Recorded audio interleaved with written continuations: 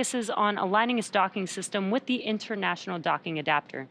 We may hear the call out CHOP, which stands for Crew Hands Off Point, a little less than 30 seconds before docking.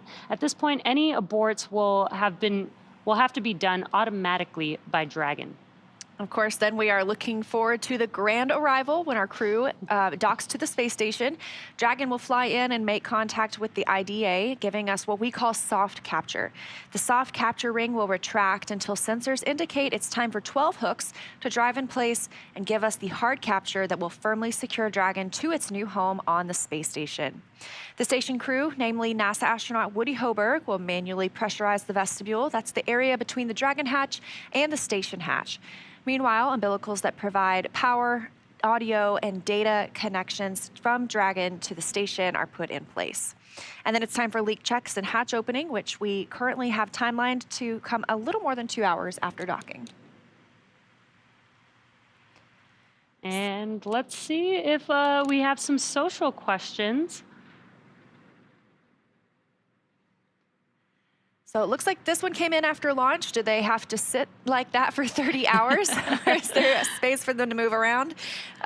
So after launch, you know, the crew does have their off-duty time period. They have the opportunity to get out of their suits and their seats. I think they're able to stow their footrests, and that gives them a little more space as well. So they're able to, of course, take in the views. I'm sure they've been doing that a lot too. Oh yeah, I bet they have. And they're really only required to be inside of their seats for ascent, for any burns that are happening on the vehicle as it approaches the ISS, and then also when they return back down to Earth. Other than that, they can kind of enjoy the space inside of Dragon. Sounds like a dream. And we are taking these questions with the hashtag #AskNASA. So if you are on X, just use that hashtag. All the way through docking.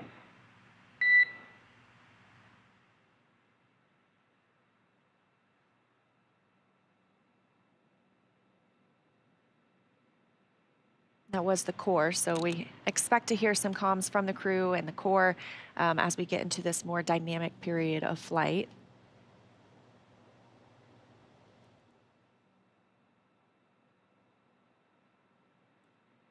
All right, let's check out another question on X. All right, since SpaceX Crew-7 is the most international launch, I'm wondering, has NASA ever launched a mission without any American astronauts? That's a very interesting question. Yeah, that is an interesting question. And I think one thing that is related to this is our new commercial low Earth orbit program at NASA. You know, we've seen 2 missions with Axiom and SpaceX launch together now. Those do launch from Kennedy Space Center, and they have a former NASA astronaut as the commander, but those are fully considered private, or they have astronauts from other governments. So it's not necessarily a NASA mission. It's not necessarily NASA astronauts on board. But that is happening, and that is kind of paving the way for the future of spaceflight, where we have a low Earth orbit economy. Right, and here's on your screen our international crew. We do have Jasmine Mogbelli as the commander, pilot Andreas Mogeson, Satoshi Furukawa as a mission specialist on this flight, as well as Konstantin Borisov.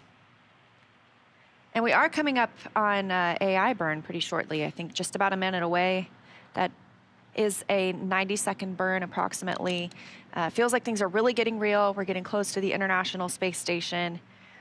Right now, we are about 4.8 miles from the station, so not too far. Yeah, getting pretty close. And again, this follows our on-time liftoff yesterday at 12:27 a.m. Pacific time, 3:27 a.m. Eastern time. So it's about a 30-hour ride to orbit this time. And we've mentioned, you know, they've had the opportunity to be off duty, essentially. I'm sure hopefully they got some sleep in there. Hopefully they had some snacks. Yeah. But it's getting to be go time. I heard they suited up recently, so they should be in their seats, in their suits, doing leak checks, getting ready for docking. And we are just under a minute away from the approach initiation burn.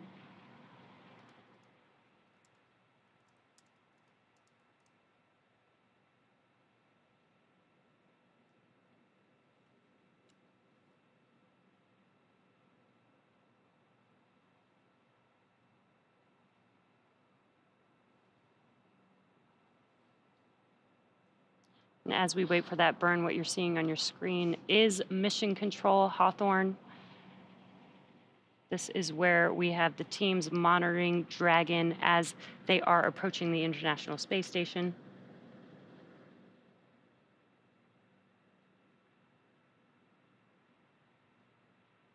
And of course, this approach initiation burn, we're using the Draco thrusters on Dragon. This is going to bring Dragon up about 400 meters below the station. So we'll be getting pretty close, hopefully getting some views of Dragon from the station and of the station from Dragon.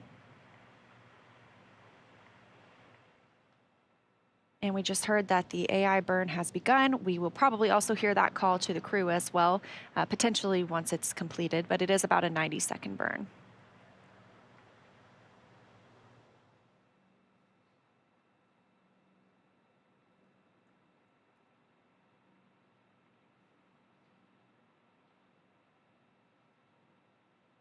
So the Draco thrusters on Dragon have just started to fire for the approach initiation burn.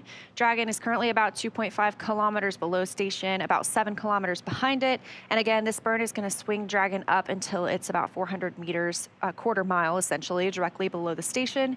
This also moves Dragon inside one of 2 checkpoints around the station that require our go, no go poles. We obviously got to go for that.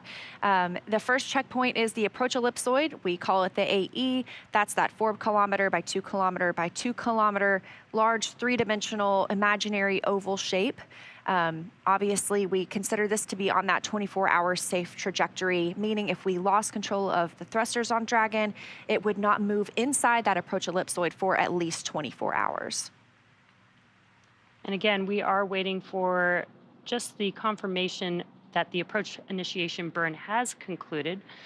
Dragon does have the ability to perform a mid-course maneuver about halfway through the journey to waypoint 0 to ensure the Dragon... And Dragon SpaceX on the big loop, we had a nominal approach initiation burn. If desired, you can review your impulsive retreat cue cards. SpaceX Dragon copies on the big loop and reference cue cards have been reviewed. And Dragon SpaceX on Dragon to ground, just wanted to confirm that we will not be swapping a LiO cartridge as you previously asked. We'll remain on this cartridge all the way through docking. How copy? Dragon copies will stay on this cartridge.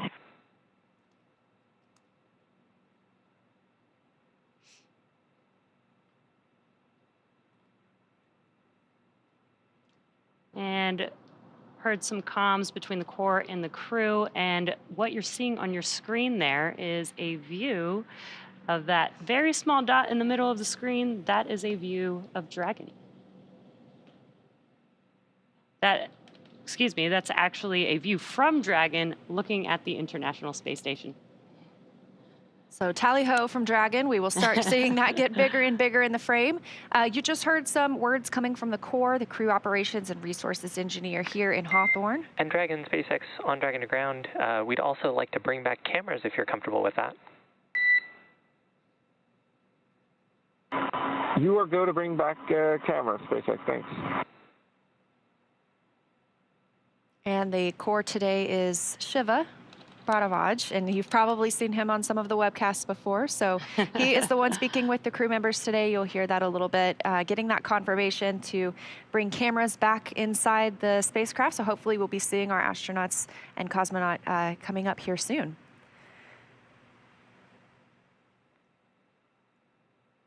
SpaceX Dragon on the big loop, successful intercom check.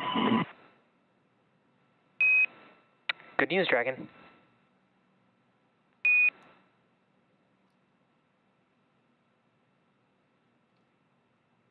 And you can see on your screen some first views of seeing inside of Dragon. You can see the crew.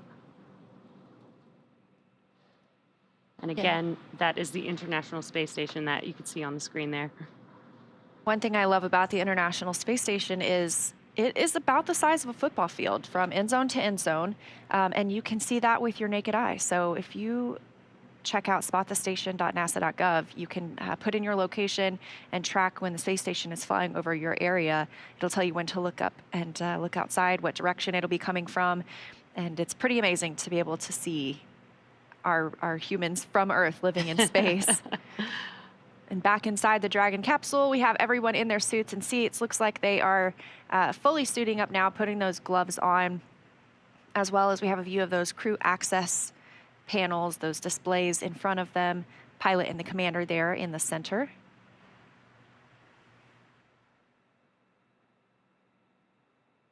Of course, Dragon does fly autonomously, but the teams can monitor via those panels. They can also send commands if they needed to the spacecraft. Yeah, and we can see Dragon has a busy schedule ahead, but even in space, it still takes two to tango. The International Space Station is also a factor in the mix for this dance-like approach operation. So let's check in with NASA's Sandra Jones in Houston. How's it going over there, Sandra? Hey, Leah, good morning and welcome to the International Space Station Flight Control Room at the Johnson Space Center in Houston, Texas. We are gearing up for this morning's docking and looking forward to having Crew-7 on board Space Station here soon. But before the crew can come aboard, Endurance will complete its docking. 4.010, suit downing and audio configuration is complete. And on the big loop, SpaceX copies, and you are go to begin 4.011 for suit leak check. Copy, go to begin 4.011 suit leak check.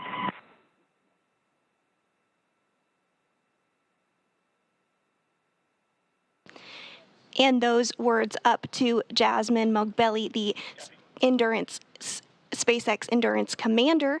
But on board the International Space Station, NASA astronauts Steve Bowen and Woody Hoberg are going to be in the station's cupola using special software to help track Dragon's approach and make sure it stays in the expected zones. Once Dragon is docked, Hoberg will be primed to start hatch opening operations, and he'll start by opening the large hatch on Node 2 Zenith, giving him access into the pressurized mating adapter. Then the crew will have to pressurize the vestibule, which is the small space between hatches on Dragon and Space Station.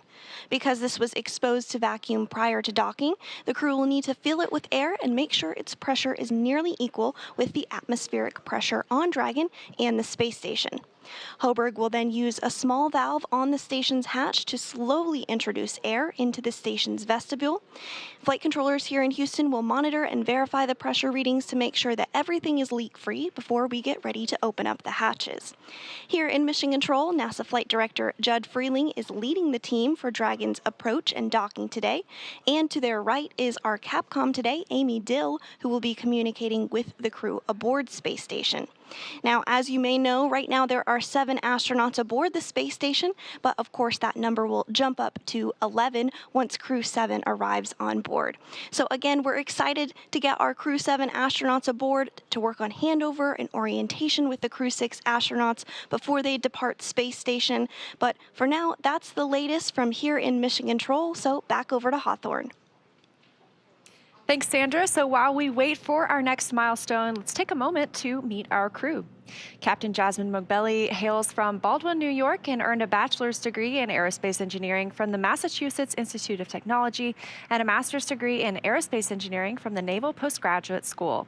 She also graduated with honors from the U.S. Naval Test Pilot School, and as an AH-1W Super Cobra pilot and Marine Corps test pilot, she has flown more than 150 missions, accruing 2,000 hours of flight time in more than 25 different aircraft. At the time of her selection as an astronaut, Mogbelli was testing H-1 helicopters and serving as the Quality Assurance and Avionics Officer for VMX-1. She is also the proud mom of twin girls. They were really sweet the other night in their SpaceX replica suits when they said farewell. Loved it. So cute. This is pilot Andreas Mogesen's second trip to the space station. His first was as the flight engineer for the ESA IRIS mission in 2015. Mogensen has logged 9 days, 20 hours, and 9 minutes in space. He was born in Copenhagen, Denmark, and graduated with an international baccalaureate from the Copenhagen International School, a master's degree in aeronautical engineering from Imperial College London, and a doctorate in aerospace engineering from the University of Texas at Austin. In 2015, Mogensen became the first Danish person to go to space, and currently... Dragon on the big loop, ready to pressurize. And Dragon, SpaceX on the big loop, you are go to initiate suit leak check. And we do not show that the cameras are internal.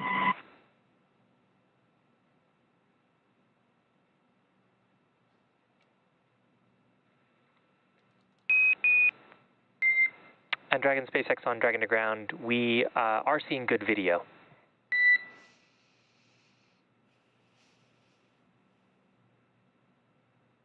Yeah, Dragon copies. And some comms confirming that the crew is go for leak checks. Now, currently, he is serving, Andreas Mogensen is serving as the European Astronaut Liaison Officer to NASA's Johnson Space Center in Houston. Next up, we have mission specialist Satoshi Furukawa. His interest in space began when he was 5 years old and saw the Apollo 11 moon landing on TV. It's just amazing to me.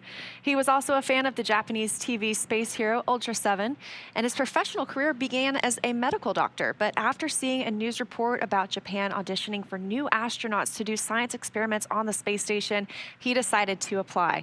And he was selected by the National Space Development Agency of Japan to be an astronaut candidate in 1999. His first mission to the International Space Station was as a flight engineer for Expedition 28 and 29 that launched from the Baikonur Cosmodrome in June 2011. Mission specialist Konstantin Borisov was selected to be a cosmonaut in 2018, and this will be his first trip to space. He has a Bachelor of Economics from the Russian Academy of Economics, a Master's of Science and Operations Research and Systems Analysis from Warwick University in Coventry, UK, and a Master's in Aircraft Life Support Systems from the Moscow Aviation Institute. He has worked for companies such as Volvo and the Boston Consulting Group. He is also an experienced freediving instructor, an international freediving judge, and the co-owner of Equilibrium Freediving School. So that is our very international crew. 4 crew members. Again, we've just completed the approach initiation burn. We're looking for docking to happen at about 9:05 Eastern time today, so 6:05 a.m. Pacific coming up. Again, that's just a little over an hour and a half from now. This view on the right of your screen is Mission Control here in Hawthorne. That is where Dragon spacecraft itself is being commanded. We just heard from Sandra Jones in Houston, and Mission Control Houston, where the International Space Station is being commanded.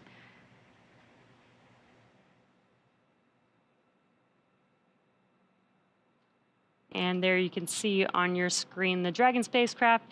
It is about 27 feet tall.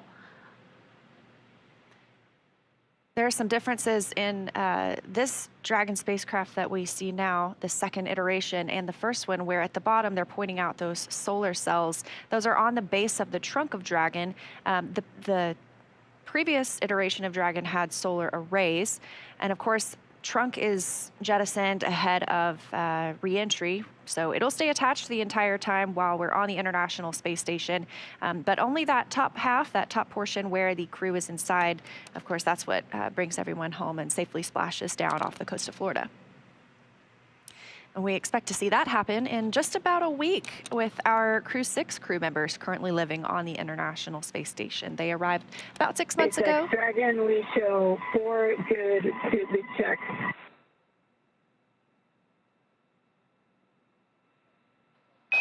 And on the big loop, we see the same.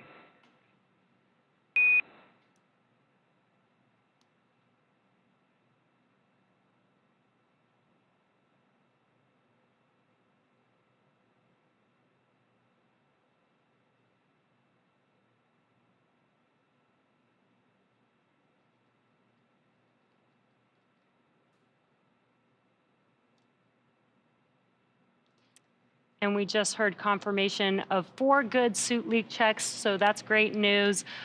Basically, the crew is prepared for docking to the station. They do have to make sure that their suits are working properly prior to docking to the station. So taking a look here at the suits themselves, these are custom fitted for each crew member. A 3D printed helmet accompanies the spacesuit. These are pretty sleek. They are used for dynamic portions of the mission. That's why they're able to get out of them during the free flight portion. So again, they're suited up. We've had those leak checks. They're able to get air conditioning as well as communications through these suits. There's a hookup on the side of their seat with which they would plug into that keeps them cool, keeps them comfortable on the flight. Yeah, we always like to say that the Dragon spacesuits are an extension of the Dragon capsule itself because they do need to work together basically as one unit to ensure that the crew is safe, needs to provide the same nitrox air inside of the suit if needed, just as inside of the cabin. So very much so like one unit working together. So the next milestone coming up is the mid-course maneuver. It can be done. It's about halfway from our starting point of approach initiation to waypoint 0. So it's a small burn. It helps fine-tune that approach. We're targeting, of course, that precise 400 meters directly below the station. And that's what the approach initiation burn did for us, was bring us up to that 400-meter point. Of course, we are still en route to that point, but we also passed through waypoint 0 on the way. Coming up next, we will be looking to pass through waypoint. Well, we will pass through waypoint 0, and then we'll pause at waypoint 1.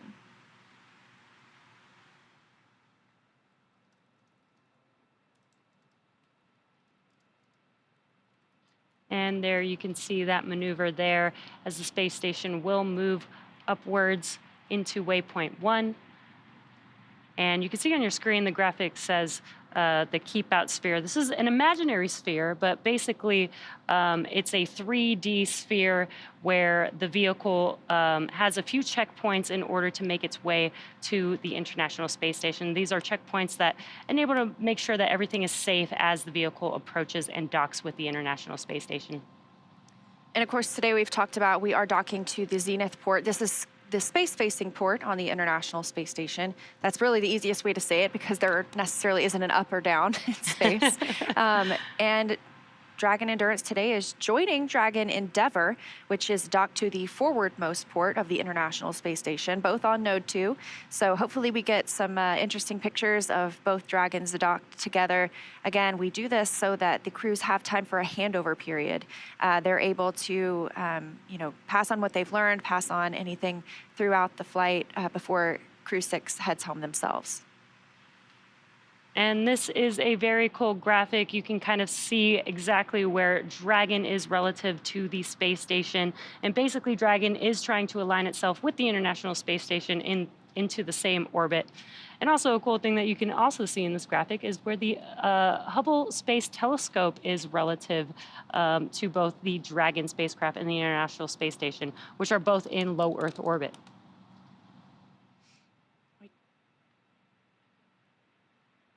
We are taking your questions on X with the hashtag AskNASA. So if you're wondering something, we will definitely try our best to bring that up and answer it here. So let's see if we have anything.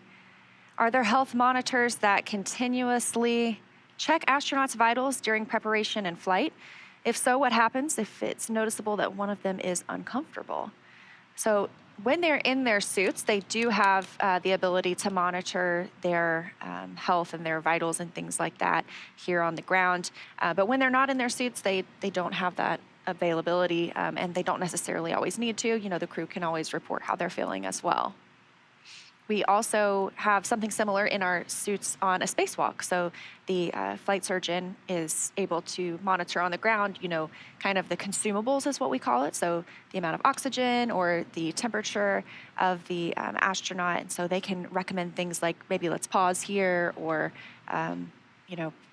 whatever we need to do to either extend the time that they're available to use the suit or just to make sure that they're comfortable and can get the work done on the space station. Yeah, very cool. We've got another one here. Is there a difference in the amount of fuel and propellant for cargo, payload, or crew? Yeah, that's a very interesting question. One thing to point out is that the cargo Dragon actually does not have the abort thrusters, the Draco thrusters, that the crew vehicle have. So essentially, you would use less fuel or need less fuel for a cargo mission than for the crew mission. Yeah, of course, we call those the Super Dracos, and those are inhibited once we get on orbit. So those are no longer necessary, no longer in use for the flight. Any of the thrusters that are being used are either the service section Dracos or the forward bulkhead Dracos. Those Super Draco thrusters around the base of the capsule are really only to help in a launch abort scenario. This question, what is the expected time of arrival on the International Space Station? So we are a couple of hours away. Well, actually less than that. We expect to see arrival at 6:05 a.m. Pacific time, 9:05 a.m. Eastern time. So we're going to see things getting pretty, moving along pretty quickly here. Moving along into our next milestones. I think coming up next, we will pass through waypoint 0. Again, it's not a stopping point. It's just another way we can monitor Dragon's approach to the International Space Station.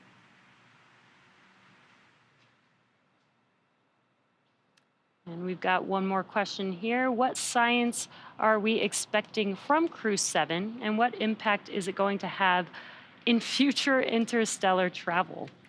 I don't know about future interstellar travel necessarily, but of course, I love the opportunity to talk about the science here. There are several investigations going up that Crew-7 will work on.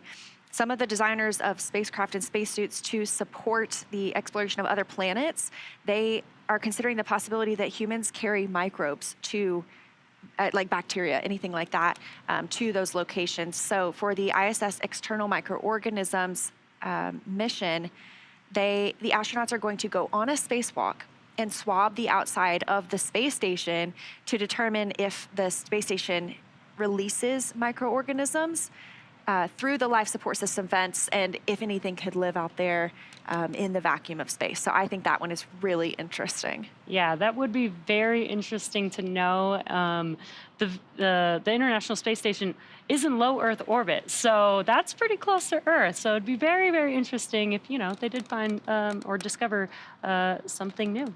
Yeah, of course, it's something I think that we talk a lot about too as we look at interplanetary travel too, and wanting to keep those locations as clean as possible. That's why you have spacecraft in clean rooms. That's why you have people suited up, wearing caps so that their hairs don't even fall onto a vehicle, because we want to make sure when we arrive at a future destination, whether it's the moon, whether it's Mars, that we are seeing something as it was and not as influenced by humans. That way, if we discover anything microbial there, we know it's natural there. It's not coming from Earth with us.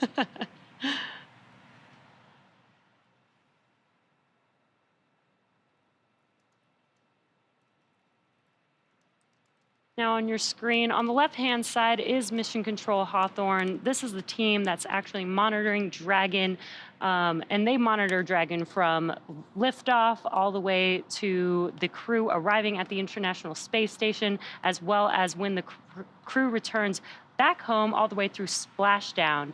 That mission control room in Hawthorne, that's the team that is monitoring Dragon and the crew throughout the entire mission. Yeah, and obviously we are getting into joint operations now. That means both of these teams are working together. So previously, the International Space Station was obviously clearly monitoring Dragon's flight, but mainly focused on the International Space Station and preparing it for docking. But now these teams are really working in tandem as we get closer to those two vehicles linking up. Again, coming up in just a little over an hour from now, 6:05 a.m. Pacific, 9:05 a.m. Eastern time. Yeah, and this really shows that teamwork makes the dream work. I think you're 100% right.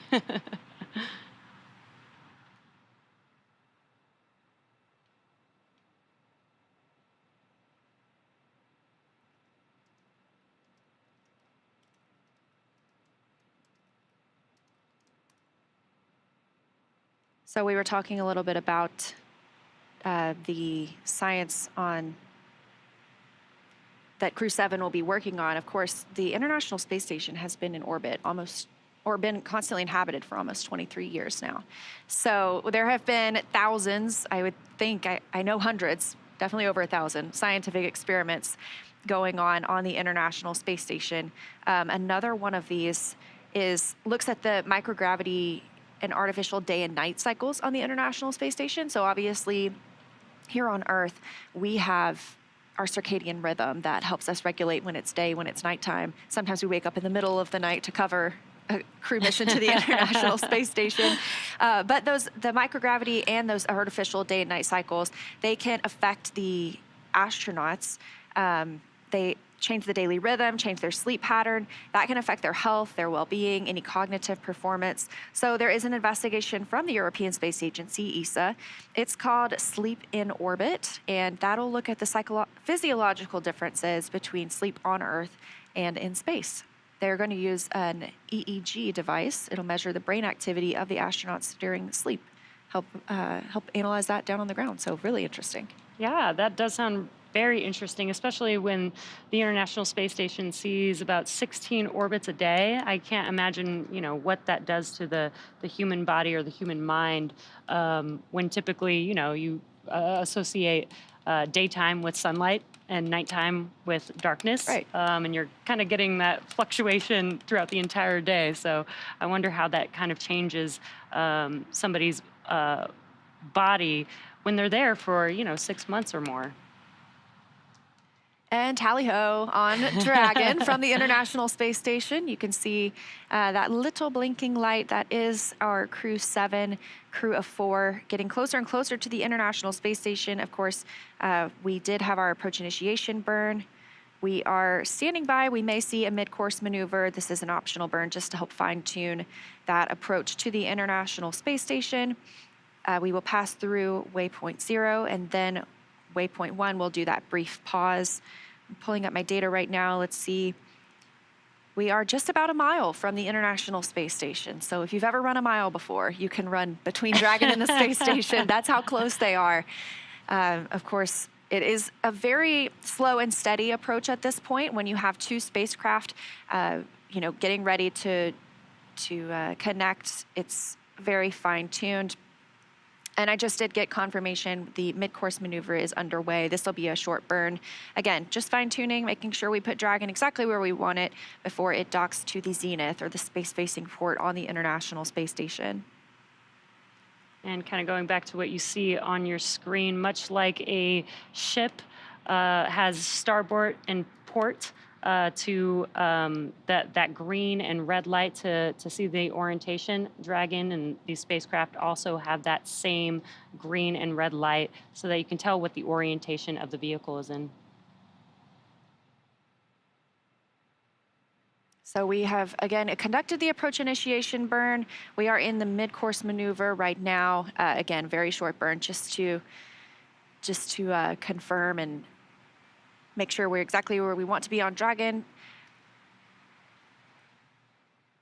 Soon we should be able to see some views of the International Space Station from Dragon as well. Now we are docking to the zenith port today, the space-facing port. We may not have views at the time of docking. That is because when we send signals from the cameras, we don't want it to bounce back off of Dragon. That can damage the cameras themselves. So we may not have views during that point as it prepares to dock, at least not from the closest camera, but we will have confirmation. And Dragon SpaceX on the big loop, we had a nominal mid-course correction and the trajectory has converged on waypoint 0. Expect waypoint 0 arrival at 1217 Zulu. SpaceX Dragon copies all and copy 1217. Great news. We had confirmation that the mid-course maneuver is complete and that we are on track to waypoint 0 at the 5:17 a.m. Pacific time timestamp there, which is just about 18 minutes from now. And of course, they could hold at waypoint 0 if they wanted to, but we don't have anything that's tracking for us to do that at this time. They'll be able to move right through waypoint 1. I believe that's about 220 meters from the station.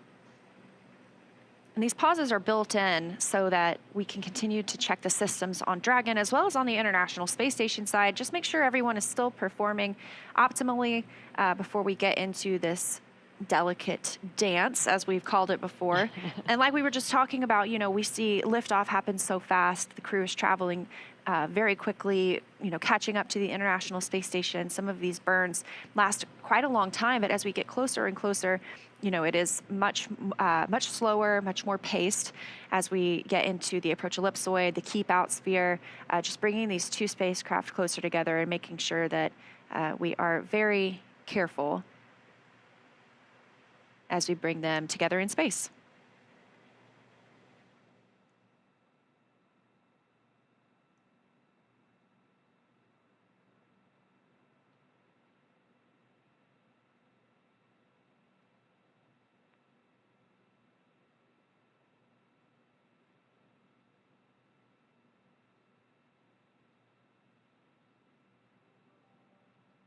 So talking a little bit more about some of the science that is happening on board. For longer journeys to the moon and Mars, we've talked a little bit about this. You know, the International Space Station is such an amazing test bed for us to conduct scientific research, you know, experiments themselves, but also on human bodies. So as we think about those missions, the scientists are looking at how this extended time in space affects the human body, because of course we know missions to Mars are going to be longer than these 6-month mission durations to the International Space Station. So astronauts on these missions of various length can participate in an integrated set of studies that monitor their health before, during, and after the missions. These are 14 experiments. They are collectively called the Complement of Integrated Protocols for Human Exploration Research. To shorten that, we just call it CIPHER. These collect multiple physiological and psychological measures of the human response to time and space. So these results could play a pivotal role in ensuring the safety, the health, the success of astronauts on deep space exploration missions, which of course is our next big goal. Right, like we've sent humans, you know, hundreds of thousands of miles away, but on interplanetary missions, they're going to be going potentially millions of miles away, right? And we would like to know, you know, maybe how these long duration missions affect the body, so that we can understand how the body will react, you know, in a longer period of time, maybe longer than 6 months. It could be months, it could be years. And, you know, we do have NASA astronaut Frank Rubio on board, who will, when he comes home, hold the record for the longest amount of time in space. I believe it's 371 days. So over a year in space for an American astronaut. That'll be the new record. He is still on board. We expect to see him come home next month. So I know he must be looking forward to his return to Earth. Now, our next milestone is we expect waypoint 0 arrival. Again, that'll be at about 5:17 a.m. Pacific time, so about 15 minutes from now.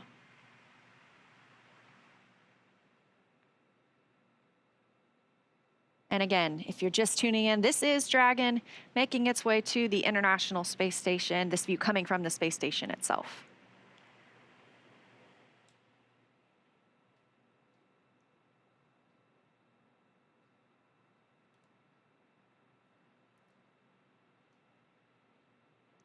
And again, we are taking your questions on X with the hashtag AskNASA.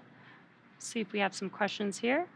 How long was the prep for this mission overall? Ooh, that's a great question.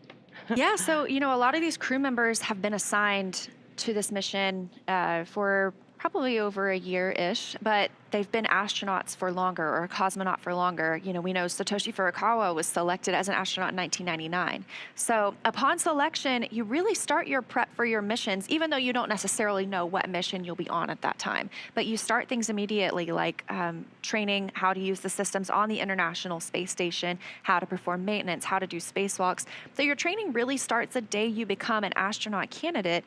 However, training for this mission gets a little more intense when they are assigned, and when they can come here to Hawthorne and start training with the teams here, as well as training specific, you know, experiments they might conduct on the International Space Station.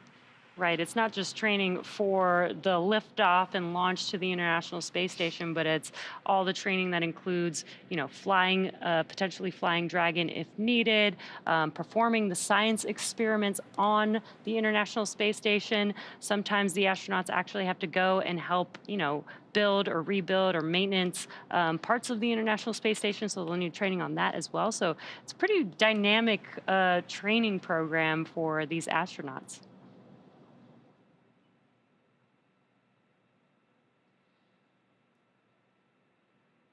You've got a live look inside Dragon Endurance right now. That's pilot and Commander Jasmine Mobelli and pilot Andreas Mogensen, just monitoring the spacecraft's progress. Dragon SpaceX on the big loop. Ground has pulled go for approach 0 and 1 and will enable the maneuver shortly.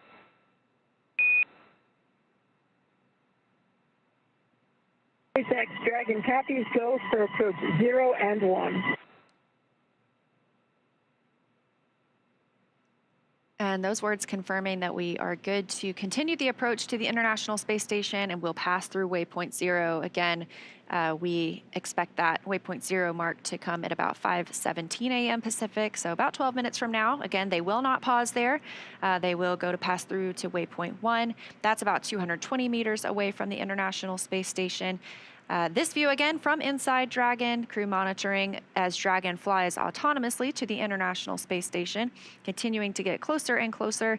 That approach initiation burn brought us up about 400 meters directly below the station. We are now about 686 meters from the station, or about 0.4 miles. So getting closer and closer, again, looking for docking at 9:05 a.m. Eastern, 6:05 a.m. Pacific, so almost exactly an hour from now. And we did see views of the International Space Station before, which looked like a tiny little dot, and now we are getting so close that you can really see the International Space Station there, and that's on your left-hand screen. And looking from the International Space Station to Dragon on your right-hand screen, getting a really cool view of Dragon. And you see that glow. That is the spacecraft are both going into an orbital daytime. So we've talked about how the at orbital velocity, you're orbiting the Earth 17,500 miles per hour. You see a sunrise or a sunset every 45 minutes. So they're going into that sunrise period. That's why you saw that glow, that blooming on the camera. They will be there again for about 45 minutes. It does look like we may dock just as we get into an orbital nighttime. But again, this view on your right-hand side of the screen, the Dragon capsule itself, and then its destination on the left, the International Space Station, both have eyes on each other. And we are in the big loop, as we talked about earlier, meaning they can all communicate on the same communication network.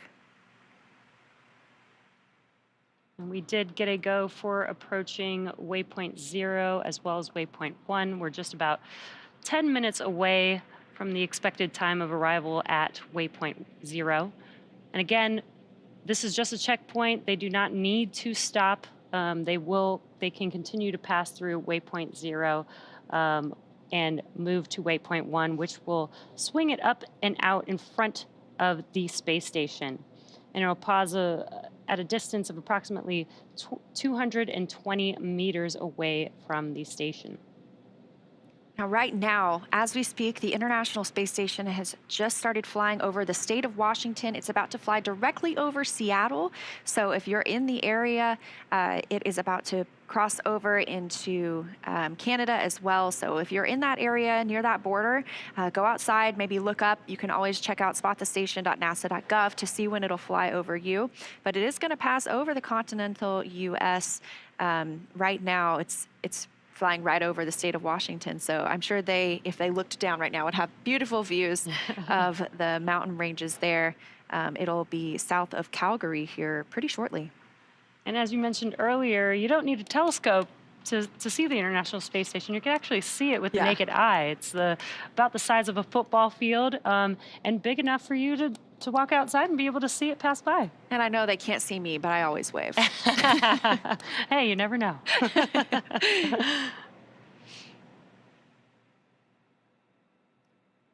So again, things still progressing pretty smoothly this morning. Next milestone being that they will pass through, will not stop at waypoint 0, less than 8 minutes from now. And a reminder, we are going to the zenith, or the space-facing port of the International Space Station today. They will be next-door neighbors with Dragon Endeavour, which is at the forward-facing port on Node 2.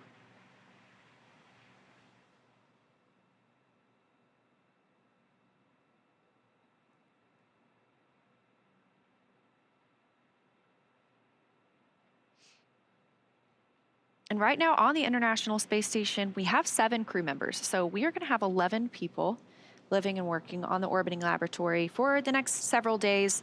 We'll start looking at an undocking timeline and a splashdown date for Crew-6 pretty soon. But we want to make sure they get that handover time. So right now, again, 7 people living on the space station. Right now, it looks like 4 of them are having their midday meal. So on the space station, they use Greenwich Mean Time. It's just a little bit after noon there, about 12:10 p.m. A few of them are eating. Again, this is a weekend day, so technically, sometimes if there's not operations going on, they do get time off on the weekends. They're able to relax, talk to family members. Right now, several of them are eating, and then Woody Hoberg will step into the Dragon approach monitoring. He will also work on pressurizing the vestibule once we are docked.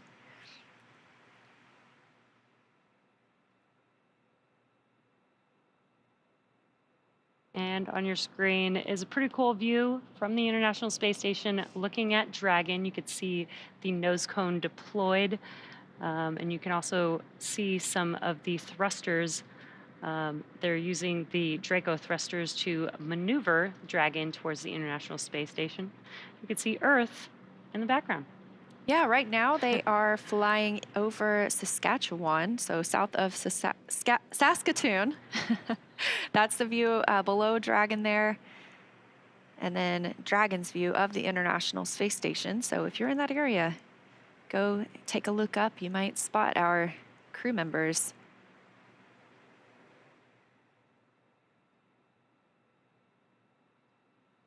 Again, less than an hour away from docking now.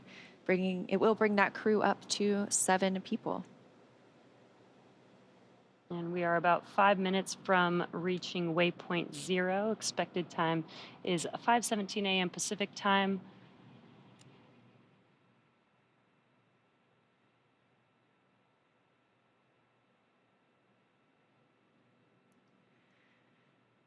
So during that crew handover period, when we talked about, these 11 crew members on the International Space Station, we have Crew-6. That consists of Stephen Bowen, Woody Hoberg, Sultan Al-Nayati, and Andrei Fedyayev.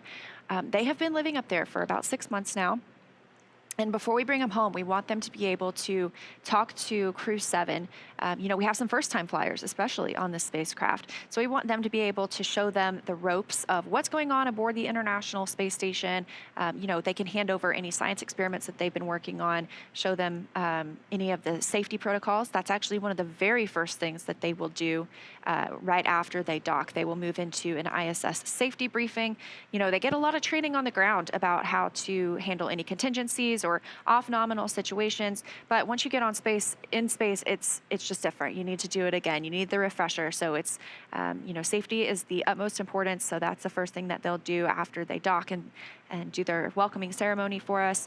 But that crew handover period, it gives a nice buffer for these team members to be able to share what's been happening on the International Space Station over the last 6 months with this crew who has just arrived.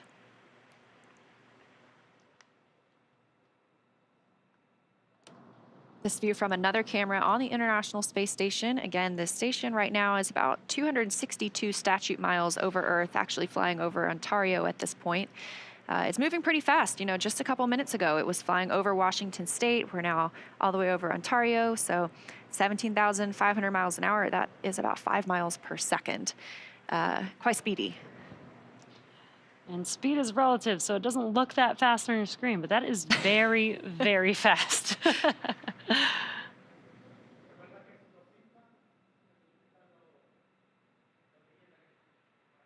We are just a few minutes now from passing through waypoint 0.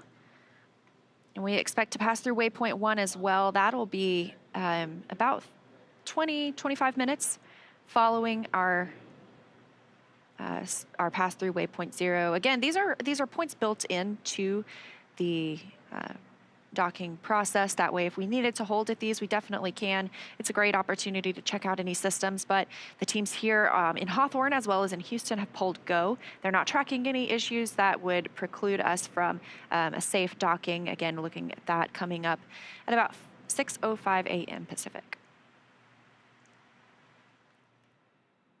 And our Cronus flight controller in Houston is the one who is navigating these cameras on the International Space Station. So they always do a great job of getting us some really amazing views as Dragon gets closer.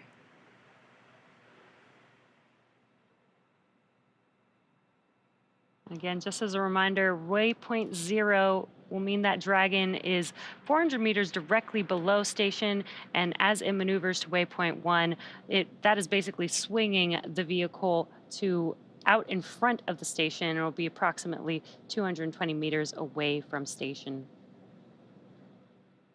And that is coming up here in just about 2 minutes from now.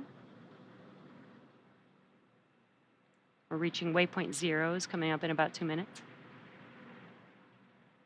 Waypoint 1 puts us on the docking axis, so it pretty much lines us directly up with that corridor that the spacecraft will follow all the way in to where it docks on the zenith port of the International Space Station. There is a pause at waypoint 2. That's about 20 meters away, so that is kind of the final check of all the systems on both sides of the spacecrafts to make sure that everyone's still go for docking. We're not tracking any major issues. They can hold there for any lighting changes if they wanted to, but not always necessary. So sometimes it's a brief pause, and sometimes they just hold to make sure that everything is checking out as planned. And you did just see a view inside of the cabin of Dragon, and you saw our astronauts, our commander and pilot there, basically just monitoring. Dragon is an autonomous vehicle, so really all the crew needs to do is just monitor as they approach the station. There's really no manual driving or flying at this point. This gives you a great view with the nose cone open. That's where the docking mechanism is located. That's the hatch through which these astronauts will fly through Dragon and into the International Space Station. Of course, yesterday during launch, we saw them enter through the side hatch. They won't use that again until they splash down and are back on Earth and egress on the recovery ship. So, we just got confirmation. We have arrived at waypoint 0. We are converging our trajectory on waypoint 1. So again, things continuing to move smoothly. We'll start to get a different view of the International Space Station as we're going to be going to the zenith port. So we're going to be going directly above it. We'll be looking down on the space station. So that view we have right now of the space station looking down on Dragon, it'll be flip-flopped. So Dragon will be looking down on the space station and see Earth below that. So again, we've just reached waypoint 0, which means Dragon is 400 meters directly below station. And we can see it in views now coming from the International Space Station. But coming up, Dragon will move from waypoint 0 to waypoint 1. That'll swing it up and out in front of the space station, actually directly above it, pausing at a distance of approximately 220 meters. Again, that puts us on the docking axis. That essentially means it's directly in front of the docking port. And again, we've heard teams do the go, no go polls. Everything remains go for us this morning.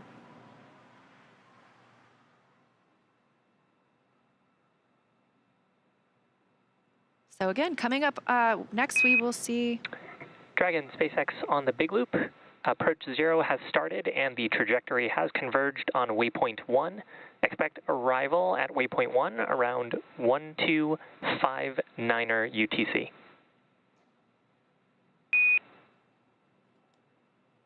SpaceX Dragon copies on the big loop, arrival at waypoint 1 at 1259er.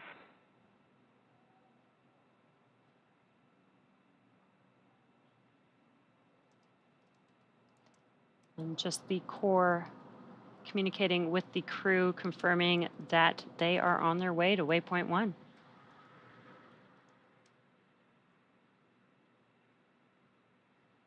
Now, this maneuver from waypoint 0 to waypoint 1 is coming up in just about 30 minutes from now. So we do have some time as this maneuver happens.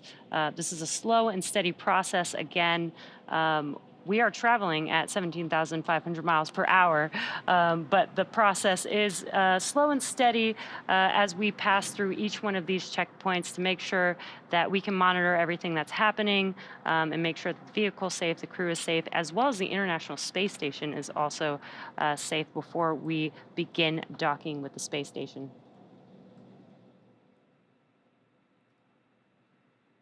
We were just talking about what's underneath the nose cone. So obviously the docking port, but we also have those forward bulkhead thrusters. We use those for some of the larger burns. We also have the service section Draco thrusters. Those are positioned around the spacecraft.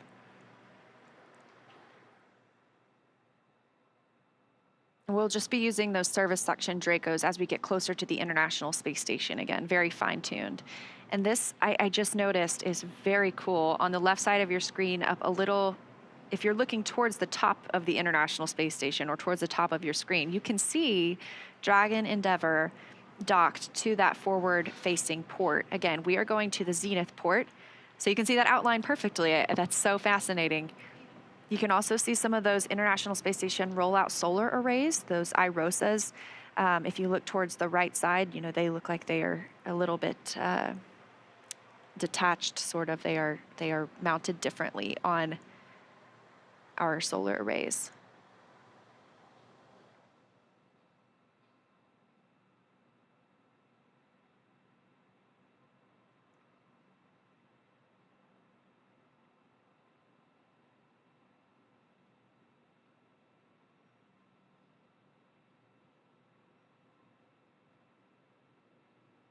Again, we have passed through waypoint 0, heading up to waypoint 1.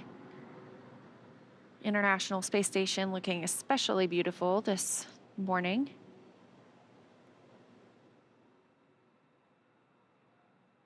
We are in that orbital daytime. We are now flying over the Atlantic Ocean, so we have at this point passed over the continental US, North America.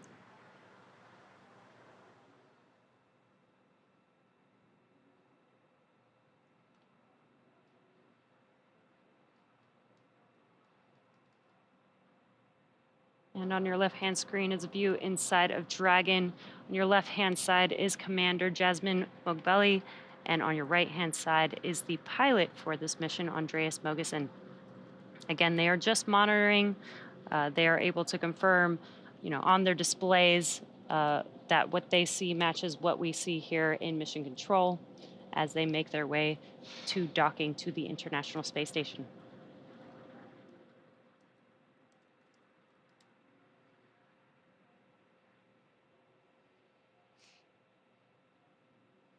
And these views are really awesome. Seeing Earth in the background, looking almost so crisp there. I know. And Crew-7, once they arrive at the International Space Station, they will have these beautiful views for about 6 months, living and working, doing science and research on the International Space Station. We did get an updated docking time. It has shifted just a few minutes to the right. We're now tracking 9:08 a.m. Eastern Time. Literally just a 3-minute change, so just fine-tuning after we've done the approach initiation burn and that mid-course maneuver. Again, we've passed through waypoint 0, moving up toward waypoint 1. Things continue to look good so far for Dragon Endurance on its journey to the International Space Station.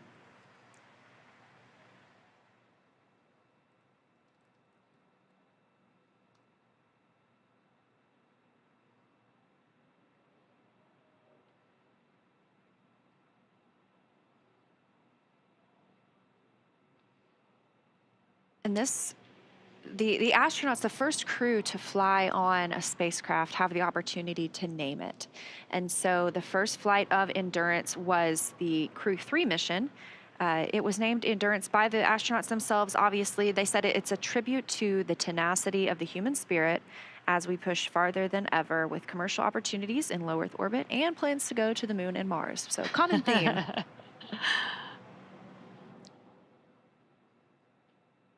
Awesome. We're seeing another view from the International Space Station. Looking, Yeah, if you look closely, there's Dragon in the center there. Again, our Cronus flight controller tracking these views for us in Mission Control Houston. thank you, Cronus.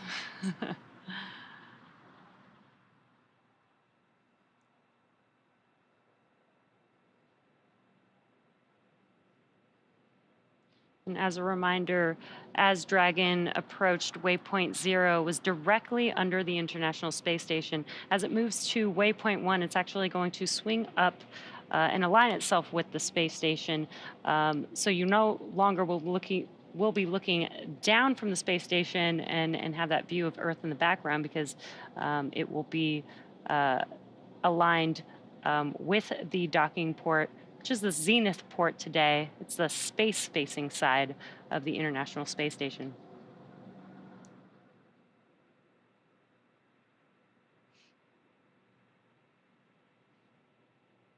Once our astronauts arrive and our cosmonaut arrive to the International Space Station today, they will be members of Expedition 69. That will remain their designation, so they won't keep these roles, these titles that they have right now. You know, we have Jasmine Mogbelli as our commander. Once she gets to the International Space Station, she will be a flight engineer, and they will remain Expedition 69 until departure of Soyuz next month. That'll be bringing Frank Rubio home. That is when we will enter Expedition 70. So their titles will change over at that point to Expedition 70 crew members.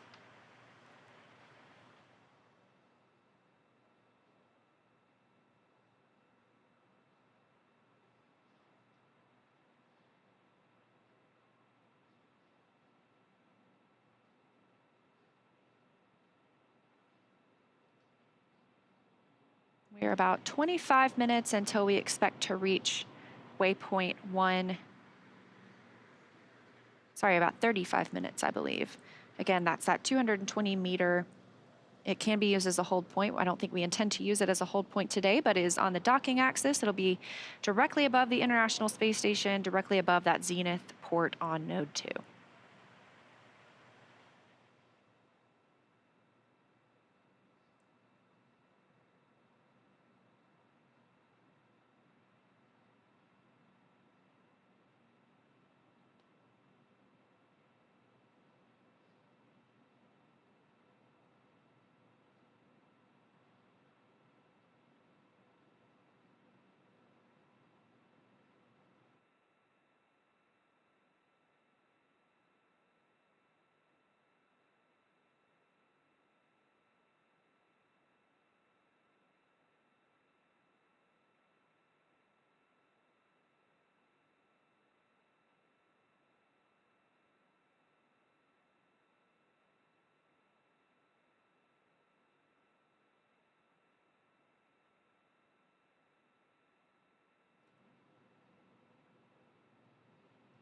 All right, and a reminder, we are taking your questions on X with the hashtag AskNASA. We have one from Sahid asking if there are any problems with docking if they are on the dark side of the Earth, which it does happen several times a day. We see that happen about every 45, 90 minutes, or sorry, a sunrise, sunset every 45 minutes. And do they face visibility issues? So Dragon is fully autonomous. It uses LiDAR to track the International Space Station and to line up with that docking port. The crew members do have the opportunity to take control if needed, but they don't necessarily need to wait for that lighting. The Dragon knows where the station's docking port is, and we have lights out on the exterior of the International Space Station anyway. So sometimes we do hold for lighting just to double confirm, just to make sure, but there is usually no problem docking in darkness. Yeah, I believe it's actually more of a problem when it's too bright. So when it's too bright, they do take a pause and wait for it to get a little bit darker, just to make sure that, again, because this is an autonomous vehicle, make sure that the Dragon spacecraft can actually see the International Space Station.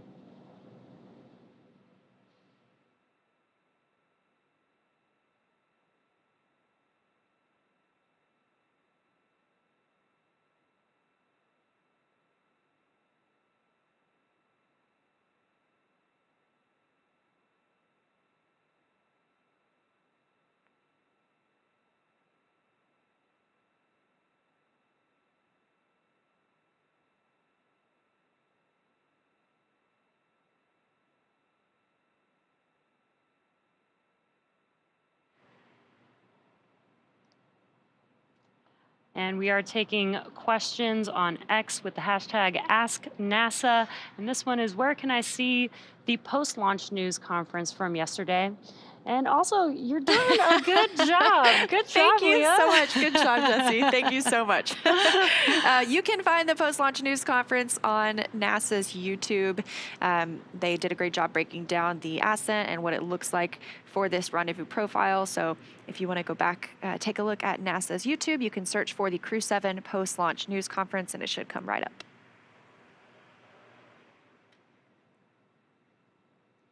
Next question is, when will Crew-7 be back to Earth? Well, these are long duration rotational missions, but the durations are approximately 6 months. So every 6 months, we fly a crew up to the International Space Station, and the crew on board will then return back home. So Crew-7 will be up there for about 6 months and come back. We're starting to see the views change a little bit. You know, we were looking directly down on Dragon, but now we are swinging up and above the International Space Station, because we'll be docking to that zenith port. So again, like I mentioned earlier, we were looking directly down on Dragon with the Earth below it. Pretty soon, Dragon will be looking directly down on the International Space Station with the Earth below it. Looks like right now they are flying off the west coast of Senegal, about 260 statute miles above Earth.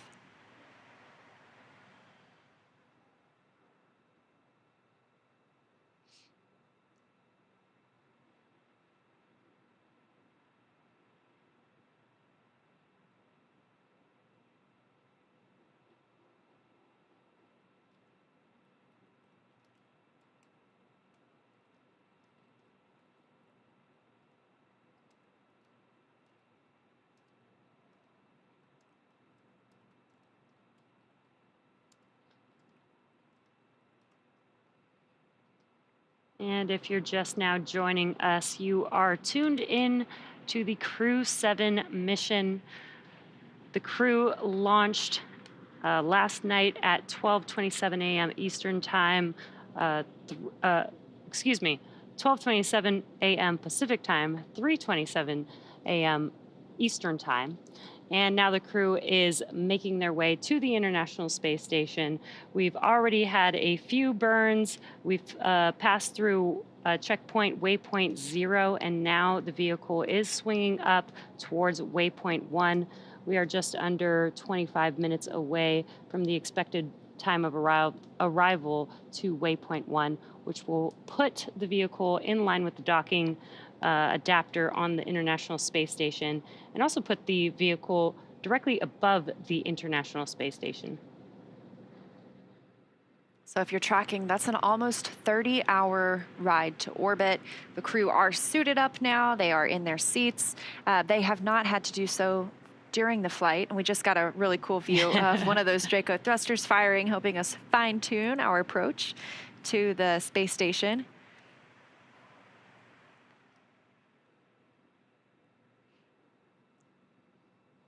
Our 4 crew members arriving today: Jasmine Mogbelli, Andreas Mogensen, Satoshi Furukawa, and Konstantin Borisov.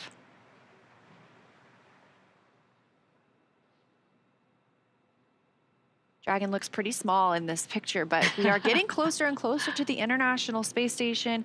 Waypoint 1 is our next really milestone. That'll be 220 meters directly above the station. We'll pass through that, head to waypoint 2, which is a hold point. It can be a brief pause. That's 20 meters away from the docking port.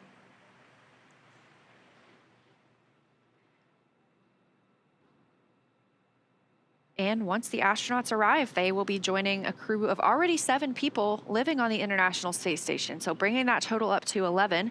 The other astronauts and cosmonauts living on the station right now are Stephen Bowen, Woody Hoberg, Sultan Al-Nayati, Andrei Fedyaev, Frank Rubio, Sergei Prokopyev, and Dmitry Petelin.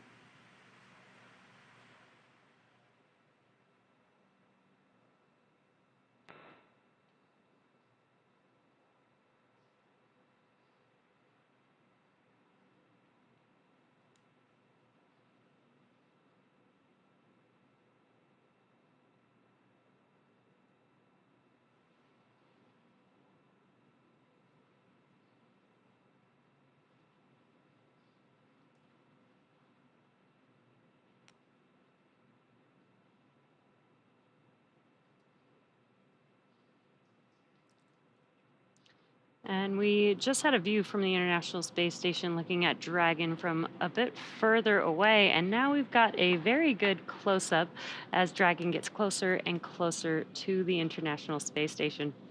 Yeah, looking crystal clear. Again, that nose cone is open. Of course, when we launch, it is closed. And when we re-enter its atmosphere, it's closed to protect that docking mechanism that's beneath it. So that's exactly the point that'll line up with that zenith port on the International Space Station. It'll dock. The teams on the space station will take some time to make sure they pressurize the vestibule. That's the space between the Dragon hatch and the space station hatch. So when Dragon docks, that space is going to be out of vacuum. It's been previously exposed to outer space. And we want to make sure that it's equalized before we open up those hatches and the crew floats in. So that is a process that takes about an hour-ish, you know, making sure that we've got all those levels equaled out before we welcome the crew aboard the space station.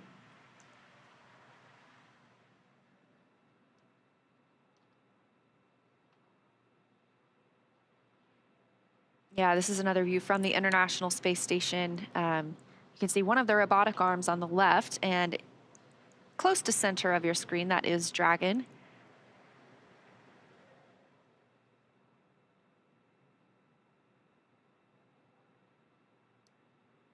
And that robotic arm is attached to the Japan exposed facility, so we are able to put some of our experiments outside in the vacuum of space.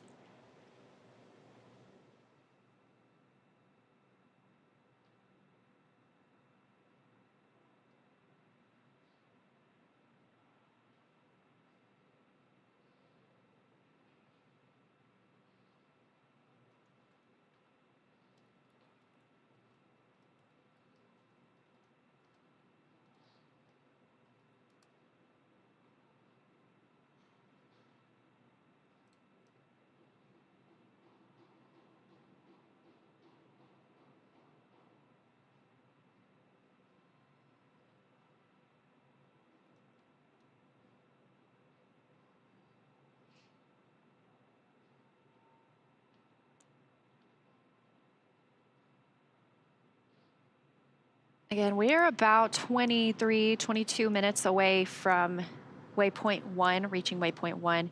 Can be used as a hold point. We do not anticipate doing so today. We're heading to the zenith port of the space station on node 2, and it'll continue flying in. It'll be on that docking corridor until it's about 20 meters away. And we are looking for docking today at 9:08 a.m. Eastern Time, 6:08 a.m. Pacific Time.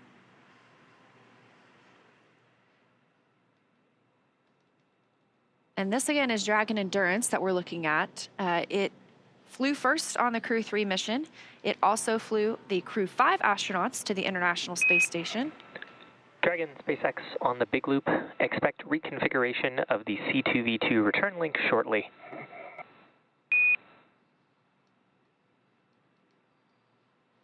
SpaceX Dragon copies on the big loop.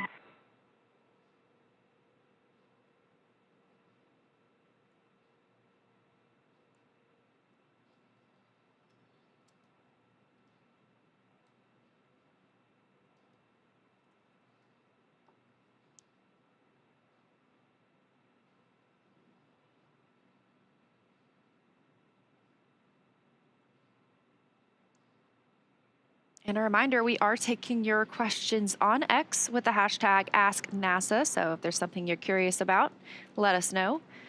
This question from Jack: what have the astronauts been doing in between launch and docking? Well, they've been floating around a bit, but they have had some rest periods, some meal periods. You know, they're able to eat while they're in microgravity as they're making their way to the International Space Station. After ascent, once they made it to orbit, they were able to get out of their spacesuits and actually enjoy microgravity. And they've also, you know, needed to follow some procedures. As we're getting closer and closer to the International Space Station, they did have to prepare for some of the burns that enable the Dragon vehicle to get or to approach the International Space Station. So a plethora of activities over the past 30 hours. Yeah, they also get the opportunity to eat if they want to. They have some shelf-stable meals that they can choose from, and you'll probably hear after docking, they will report out what was consumed. Not necessarily the food itself, but they'll say this many packets from this bag. Everything is so meticulously tracked in space and on the International Space Station. It can be difficult. You know, it's not the same as here on Earth. If I put something down on the table, I know it's going to stay there thanks to gravity. But on the International Space Station, we want to make sure we know where everything is at all times because it can float away pretty easily. So just reporting also what was consumed, that gives the teams here in Hawthorne as well as in Houston a good look at, you know, what is also available for later use as well. Yeah, and on the broadcast for the launch of Crew-7, NASA astronaut Jessica Meir actually mentioned, you know, how good the meals ready to eat actually are. She really gave an ode to, you know, how cool it is to be able to bring, you know, some flavors from, you know, some of the astronauts' like favorite types of food with them to the International Space Station. On Dragon, they aren't able to heat up any of the food, but they are able to hydrate any dehydrated food while on Dragon. And then once they get to the International Space Station, they actually do have the ability to warm up food and have a hot meal. And we do have another question. Again, as a reminder, we are taking questions on X with the hashtag AskNASA. Do the astronauts stay in that seated position the entire trip there? So for Crew-7, that would be for 30 hours. Yeah, no, that doesn't sound super comfortable, and thankfully they don't have to. So like we talked about, you know, after they get on orbit, after they're out of that dynamic period of flight, the nose cone is opened, they get a call from the Corps here in Hawthorne that they can get out of their seats as well as their suits. So they're able to take their suits off and kind of be in their own comfortable clothing, whatever they've worn underneath. We ask them to put those back on shortly before we get into this approach initiation phase. So they are back in their suits right now. They are also in their seats. Of course, we don't expect anything to be off nominal in this situation, and we are moving pretty slowly, but it's still considered a dynamic period of flight because we're getting closer to the International Space Station and docking itself. We are about 15 minutes from waypoint 1. Again, our next pit stop on the way to the space station, about 220 meters above the Node 2 Zenith docking port.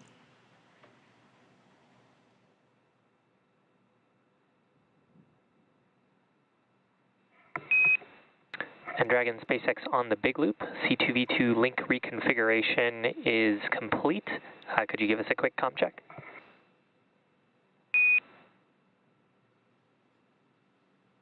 SpaceX Dragon, time check on the big loop. We have you 5 by 5.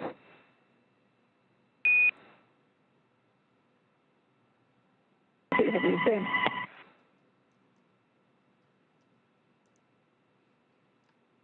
Hearing that conversation between the Corps and the crew, that is Shiva Bharavaj down there in Mission Control, Hawthorne.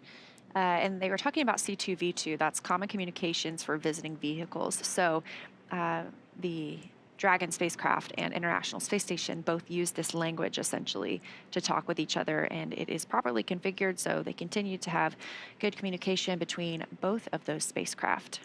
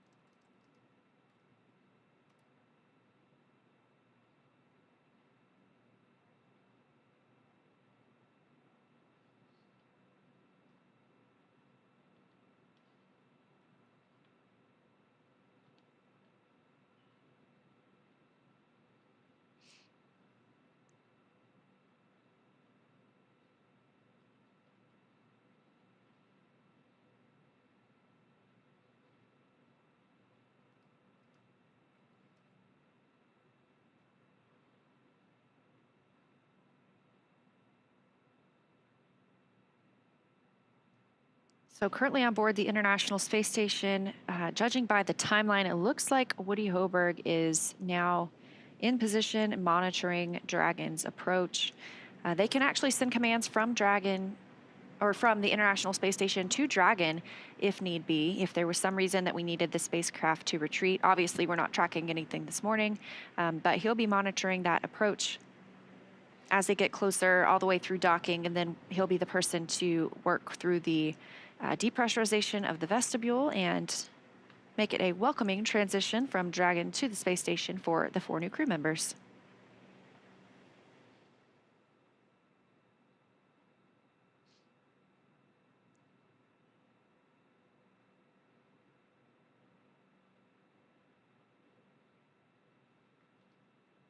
And we are currently maneuvering from waypoint 0 to waypoint 1. We are expecting to arrive at the waypoint 1 checkpoint at 5:59 a.m. Pacific time. And again, this will put Dragon directly above the International Space Station. So you could see on your screen, Dragon made its way to waypoint 0, which was directly under the International Space Station, so between Earth and the International Space Station. And now it is swinging upwards and will be above the International Space Station, basically on the space side of the station. And again, we are expecting that arrival at waypoint 1 at 5:59 a.m. Pacific time.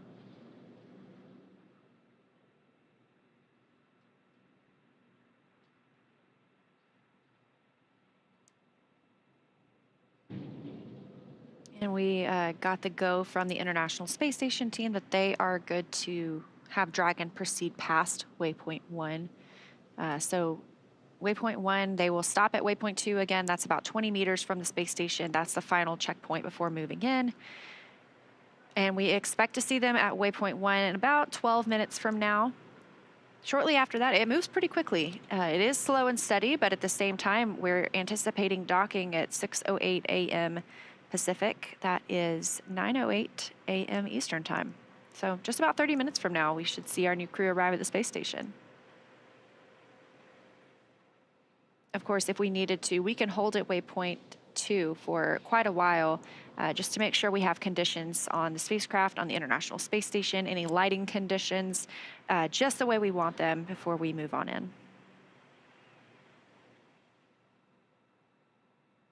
And just to recap some of our milestones, we had an approach initiation burn at 4:29 a.m. Pacific time. That's 7:29 p.m. a.m. Eastern time. As well as we did require an approach initiation mid-course maneuver, which happened at 4:56 a.m. Pacific time, 7:56 a.m. Eastern time. And again, we've passed through waypoint 0. We're on our way to waypoint 1. And as Leah mentioned, after waypoint 1 is waypoint 2, just 20 meters from the International Space Station. There will be that will be a checkpoint where they will make sure that everything is good before docking. And again, docking is autonomous. Dragon is an autonomous vehicle. So the astronauts still are just monitoring all the way until the vehicle basically latches onto the International Space Station. We'll start hearing more and more chatter too as we get closer between all the crew members. And one of the call-outs that we'll hear just as the crew is about to make contact with the International Space Station is CHOP, or that stands for Crew Hands-Off Point. That's about 2 meters from the space station. At that point, the crew should not be sending any commands to Dragon. However, again, we really don't anticipate that they would be because it is an autonomous docking.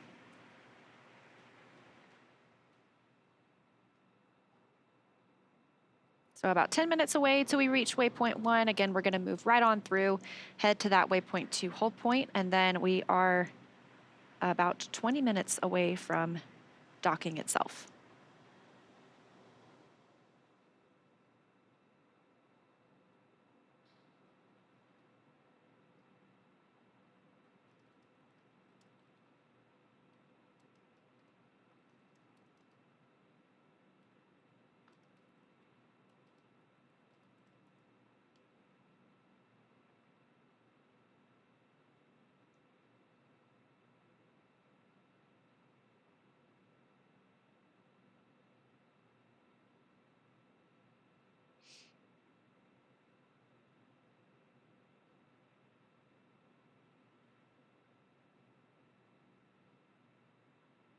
So again, we're docking to the Node 2 Zenith port today. That's the space-facing port. And this is, we may not see the docking, we may see it, but we have two bands of communication on the International Space Station. We have the KU band, which is how our video comes down. We have the S band, that's our sound and audio. The KU band antenna, we do something called KU masking. So we send commands to this antenna to not radiate in a certain area because it could reflect off of Dragon and the International Space Station. So we don't want that to radiate onto Dragon and back on the antenna itself. It can damage the antenna. It's a higher power KU link, so we don't want to damage that antenna dish if we don't have to, obviously.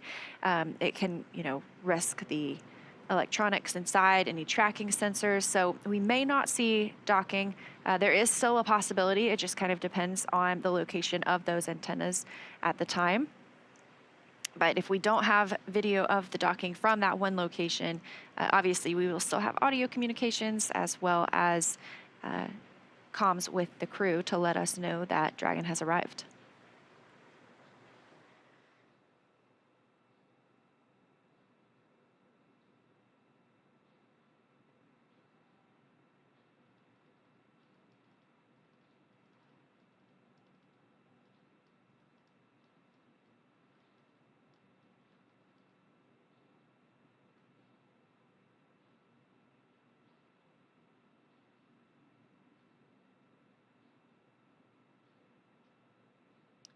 Again, if you're just now joining us, you are tuned into the Crew-7 mission.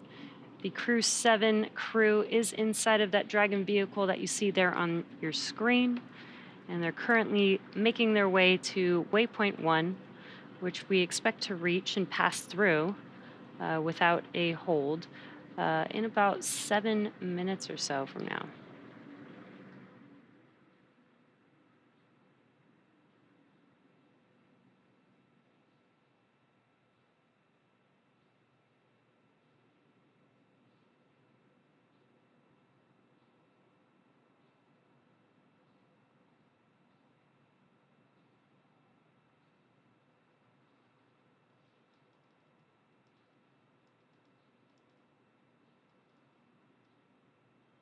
This view coming from a camera on the International Space Station of Dragon continuing its approach. Again, we are going up and above the space station, so we may eventually have some views of Dragon looking down on the station with the Earth below it.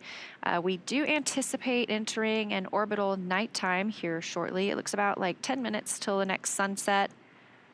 Currently flying 269 statute miles over the Indian Ocean, south of Africa.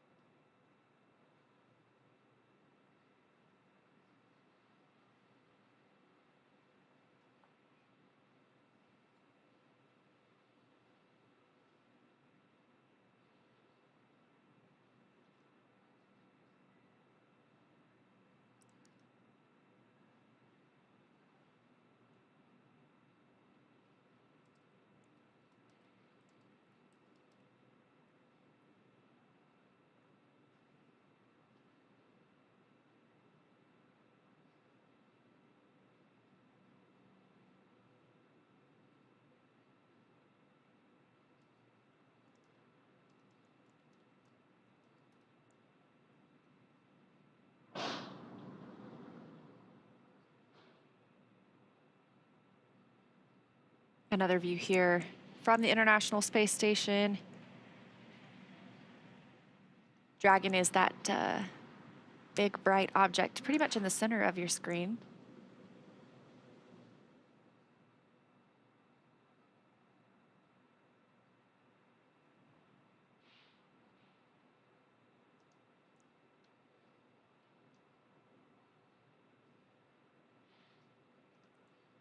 And this view in Mission Control Hawthorne here at SpaceX headquarters.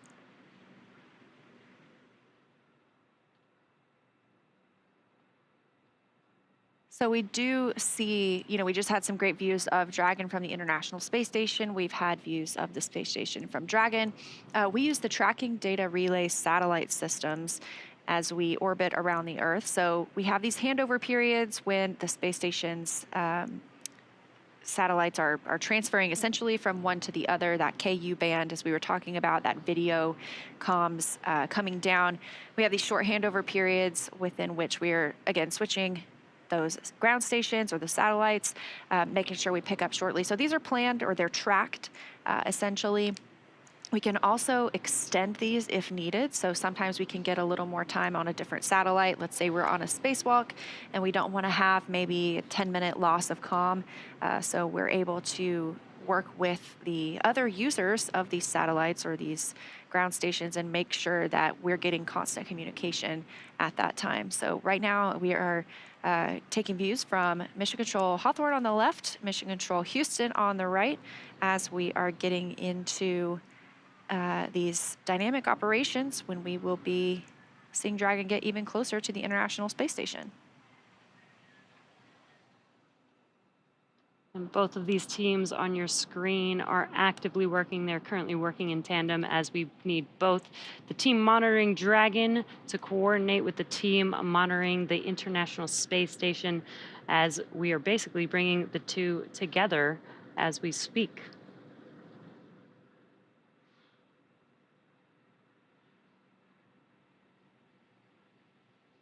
So again, we do expect to get those communications back, those videos back from Dragon and from the space station pretty shortly. But we are tracking to arrive at waypoint 1. Again, we're passing right through waypoint 1 today. We didn't have the need to stop. Both teams polled that they are go to pass through and head to waypoint 2. But we're expecting to see or hear that call out of waypoint 1 in just a couple of minutes. Again, we're tracking Dragon SpaceX on the Big Loop approach 1 and soft capture ring extension will begin shortly, and then expect Dragon to continue approach to waypoint 2. SpaceX Dragon, copies all.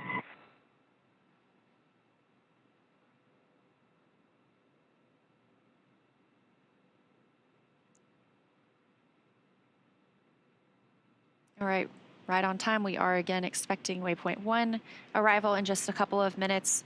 Docking could happen as soon as 10 minutes from now.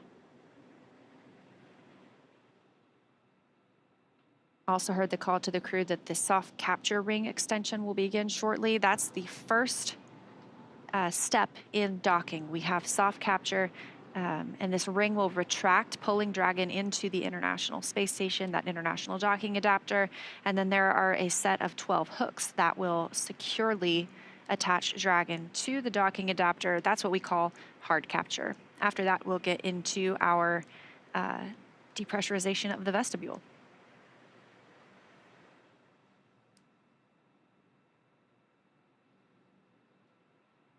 Also, a part of docking is where the Dragon spacecraft will actually connect an umbilical, set of umbilicals, to the space station, basically provide power to Dragon while it's on the International Space Station.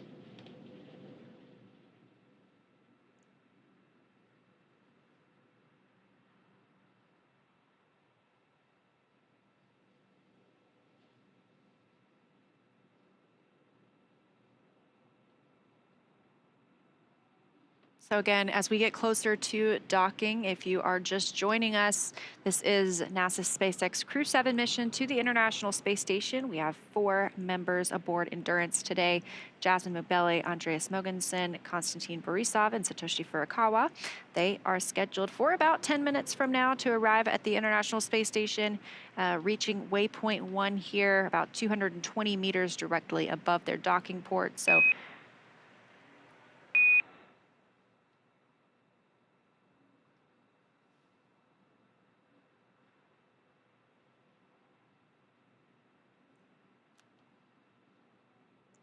we hear those Quindar tones. We like to pause to make sure that we can hear the real stars of the show. The teams in our mission control rooms talk with the crew members aboard the spacecraft.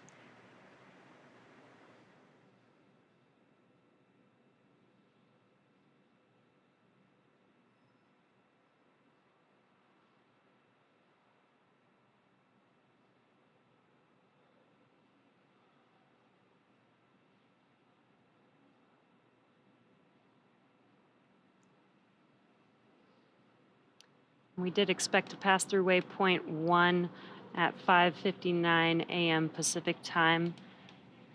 So that may be why they may be trying to establish comms here. We'll see if we can get an update here shortly. Yeah, that's our crew. That's Crew-7. They will be arriving here just within the next 10 minutes, potentially. We have on the left, from the left, Jasmine Mogbelli, NASA astronaut and the commander of Crew-7. To her right, pilot Andreas Mogensen.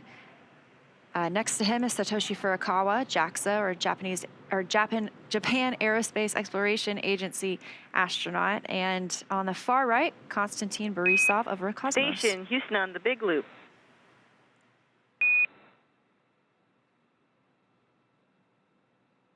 Houston Station with you on the Big Loop. Okay, Woody, we're ready for you to monitor approach per step 3 of 1.102 Dragon approach and retreat monitoring. Let us know when your review is complete and you are ready for docking. Amy, I copy. Monitor approach per step 3. Review of steps 5 and 6 is complete, and ISS is ready for docking. Welcome, Crew-7. Excellent. And for your awareness, at waypoint 2, Dragon will briefly pause to align for docking and then automatically resume approach. Station copies.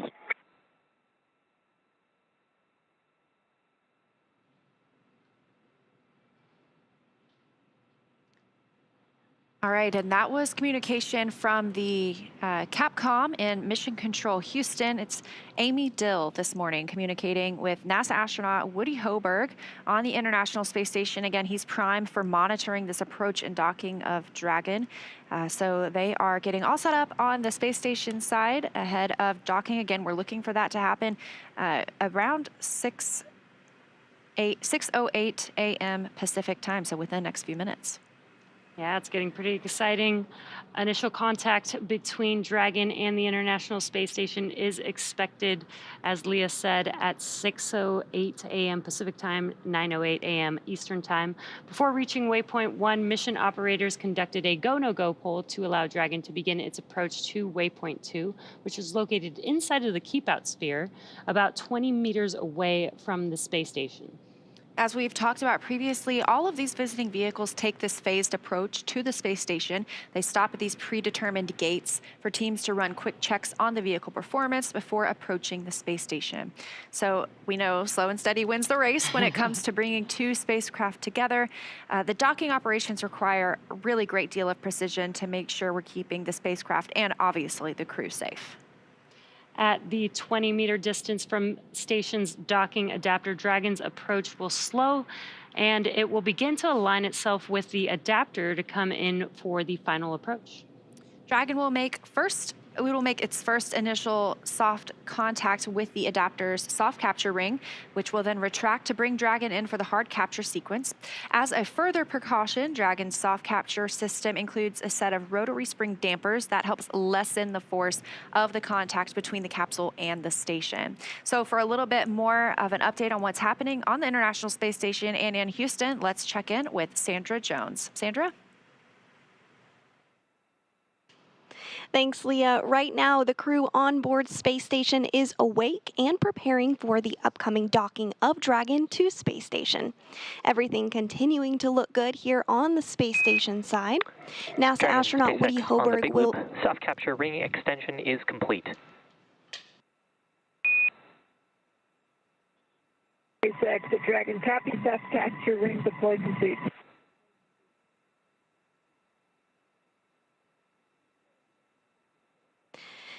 Good words there up to the crew. So as I was saying, Hoburg will be in the station's cupola using special software to track Dragon's approach and make sure it stays in the expected zones. Hoburg will also be primed for hatch opening operations once Dragon is docked. He'll start by opening the large hatch on Node 2 Zenith, which will give him access into the pressurized mating adapter.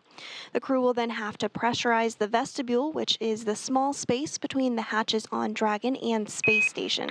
And This Dragon was exposed SpaceX to on the Big vacuum Loop prior to ground docking. has pulled go for approach 2. Please confirm visors are down and that you are ready for docking.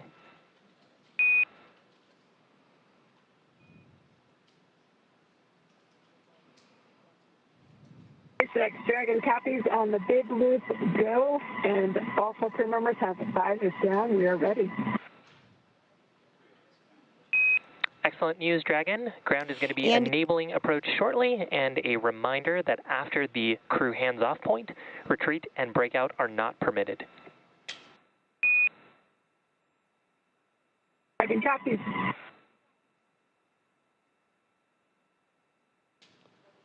And great calls again up to the crew, letting them know everything is going smoothly. We're getting really close to docking, just confirming that they have their visors down and they can be in that configuration ahead of docking. So everything good here from the space station side. I'll toss it back over to Hawthorne so that you guys can give us an update on your end. Thanks, Sandra. And we did hear the Corps also call out that CHOP, which is the crew hands-off point. Basically, that means that the crew must be hands-off. In case of any aborts that happen during that time, it will be done by Dragon.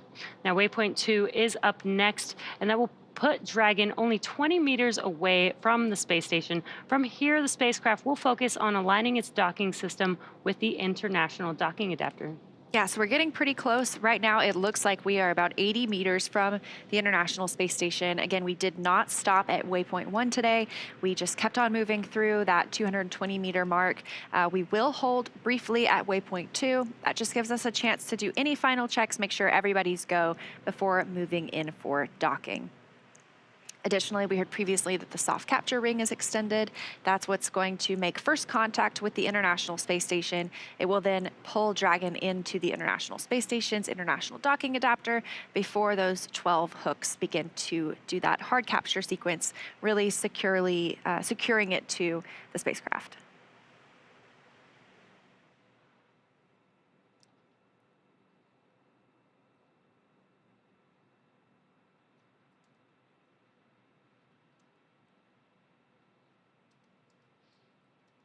And we are expecting initial contact between Dragon and the International Space Station any minute now.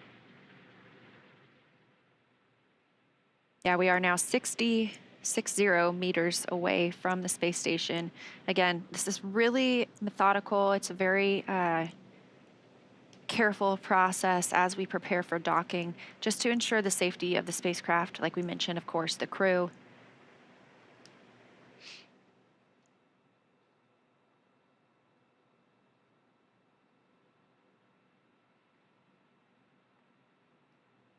And again, we do not have views from the International Space Station at this time, but we have good confirmation that Dragon is on the docking axis, continues to move in as planned. Sometimes we don't have these views as we are moving from satellite to satellite in the Tracking Data and Relay Satellite System known as TDRS.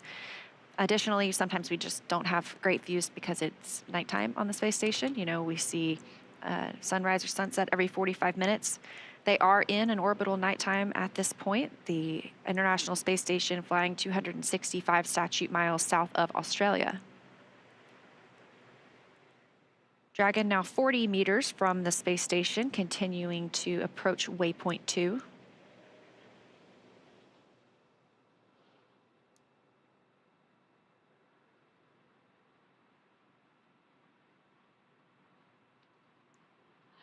And there you can see on your screen, this is a view from Dragon approaching the International Space Station. You can see how close it is. You can begin to see those details on the station. And looking straight ahead in the center of your screen was the International Docking Adapter.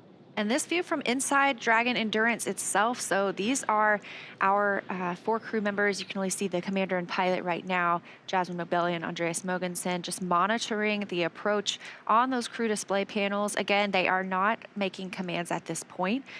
Additionally, at that 2-meter 2 meters away from the space station, we'll hear the chop call, at which point they should not send any commands.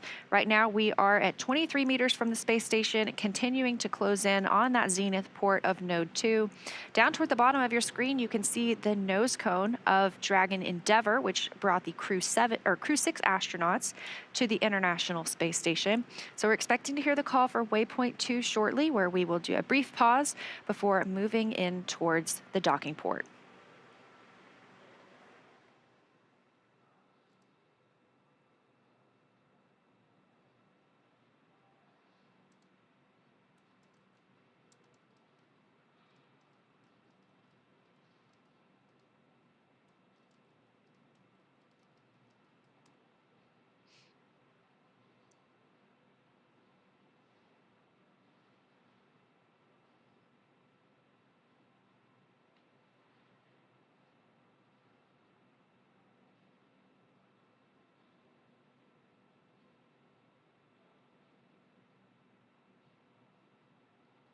Also, a cool thing in this view is Dragon is now directly above the International Space Station, and you can tell in the view because you can see the clouds on Earth in the background.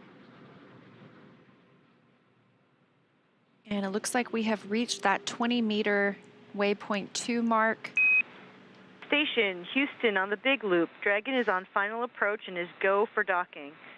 Monitor per steps 5 and 6 in 1.102 Dragon approach and retreat monitoring.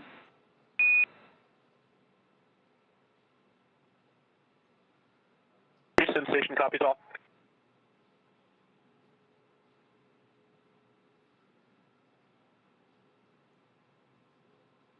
All right, confirmation from Amy Dill, the Capcom in Mission Control Houston, to the crew that they are moving in for docking. So we are now 16 meters away from the International Space Station.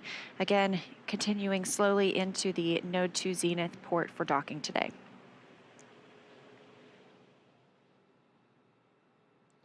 It's such a cool view. It almost feels like we're on Dragon approaching the International Space Station.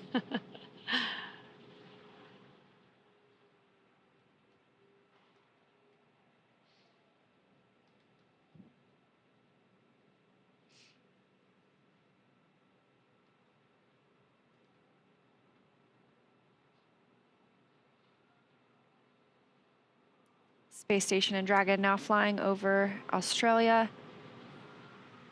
And Dragon just 13 meters away. Again, a very methodical and careful approach to our docking port. Great views coming from Dragon this morning as we get ready to welcome 4 new crew members to the orbiting laboratory.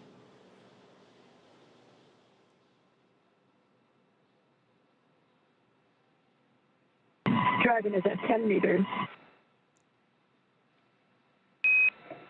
Copy, 10 meters.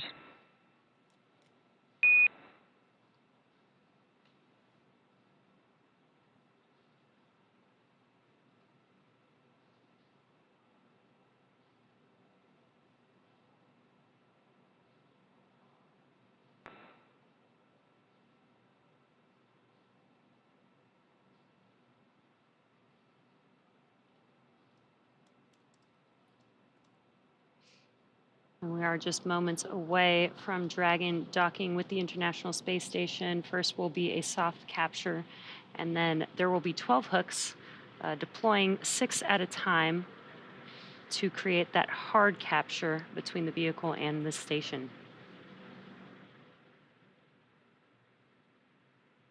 Dragon now just 7 meters away, now 6 meters away from the Node 2 port. 5 meters. Copy, 5.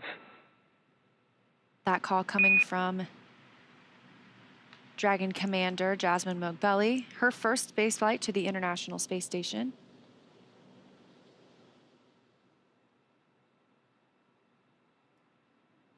Standing by for the call of crew hands-off point, or CHOP.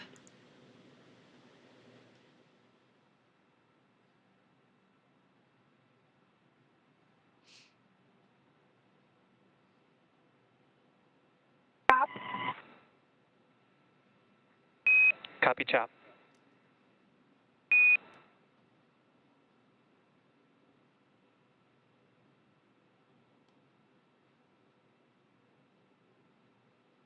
1 meter.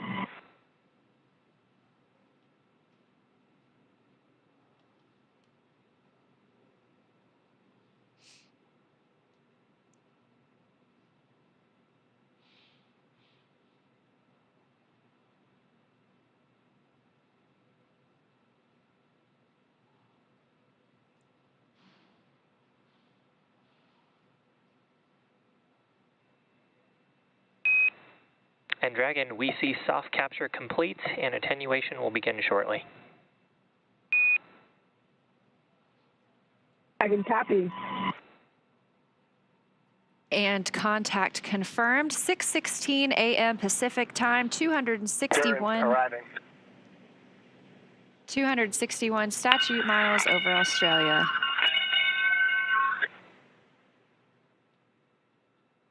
Guys, thank you for the welcome.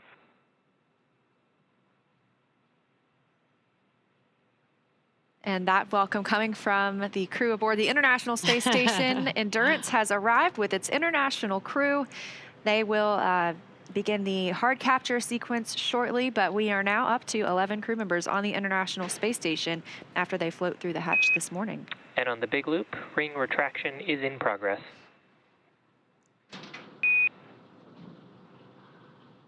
Dragon copy, is ring retraction in progress.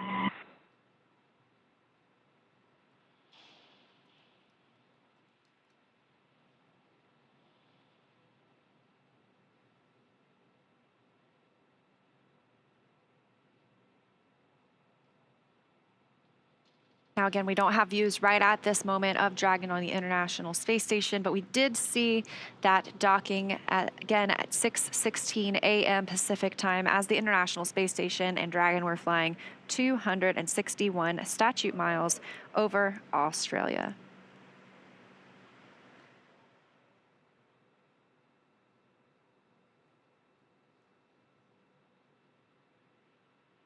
And there's still a few steps to complete before Dragon is securely attached to the station. We've now done the soft capture, but then there will be the completion of the soft capture ring retraction, as well as hard capture sequence beginning, and then finally hard dock completing. And again, that will require 12 hooks to deploy. Again, 6 at a time will deploy to make that hard capture completion. Of course, once we have a successful hard capture, it still is going to take a little bit before we see our crew members float through the hatch into the International Space Station and officially bring us up to that total of 11, at least for about the next few days or so. We will first pressurize the vestibule. Well, Woody Hoberg will open the station side of the hatch. He will pressurize the vestibule, the space between both of those hatches, the Dragon hatch and the station hatch, bringing that to the same pressure as is inside Dragon and the space station. It's much of what we are used to here on Earth. Eventually, they will bring the crew members aboard. Again, they will give us a welcome ceremony. We'll get to see them and hear their first remarks about their visit to the space station, maybe what the ride was like. Then they will move right into work. They will start their safety briefing with the crew, making sure that they remember all their training from the ground, get brought up to speed on the International Space Station itself.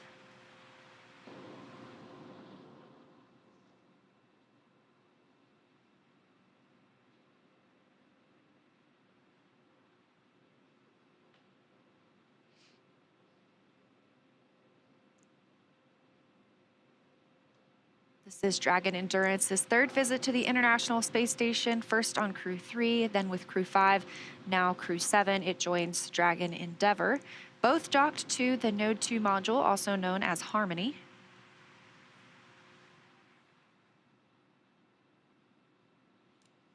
And that next step, soft capture ring retraction, is typically expected about 4 minutes after soft capture. So we should... And Dragon, ring retraction is complete. The docking sequence is holding for MCS reconfiguration.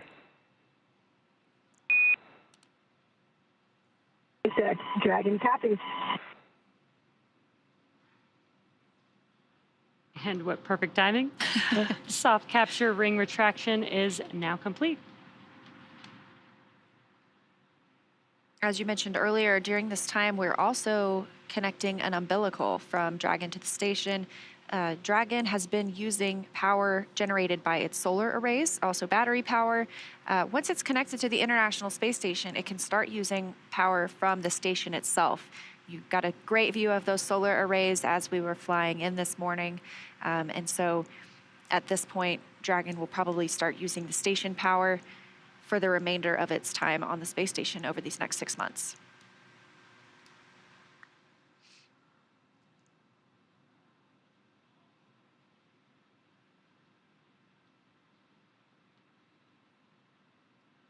And again, we do have soft capture complete for Dragon Endurance. We are standing by for the start of the hard capture sequence.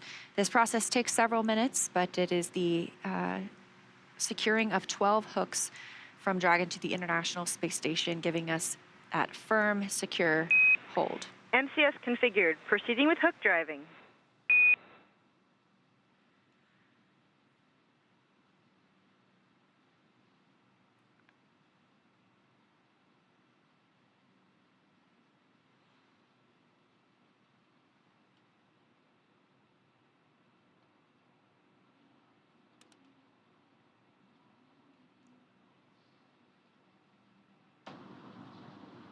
And we did hear that call out, proceeding with hook driving. That is the beginning of the hard capture sequence. Again, as Leo was just mentioning, there will be 12 hooks, and they will deploy 6 at a time. So there'll be 6 hooks first. Once those are fully latched to the International Space Station, then the next set of 6 hooks will begin to deploy. And this process should take a few minutes, about 4 minutes or so, until hard docking is complete.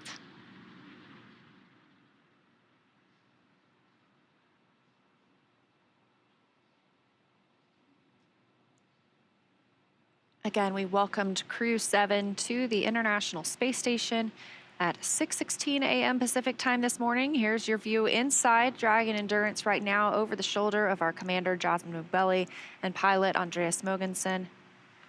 It was Mogbelli's first trip to the International Space Station and Mogensen's second. This is also Konstantin Borisov's first trip to the International Space Station. And Satoshi Furukawa is returning as well. So he is the most experienced on this crew when it comes to days in space. I believe he has 165 days from previous missions.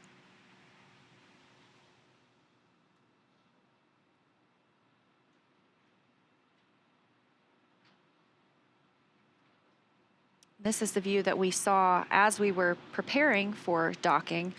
It was giving us great views of the docking port itself. Now that we have completed that soft capture, we are obviously pulled into the space station. And those first 6 hooks are driving. We are, again, in the hard capture process right now. So we'll see those first 6 hooks drive, followed by the second 6, at which point they will be considered officially hard docked to the space station.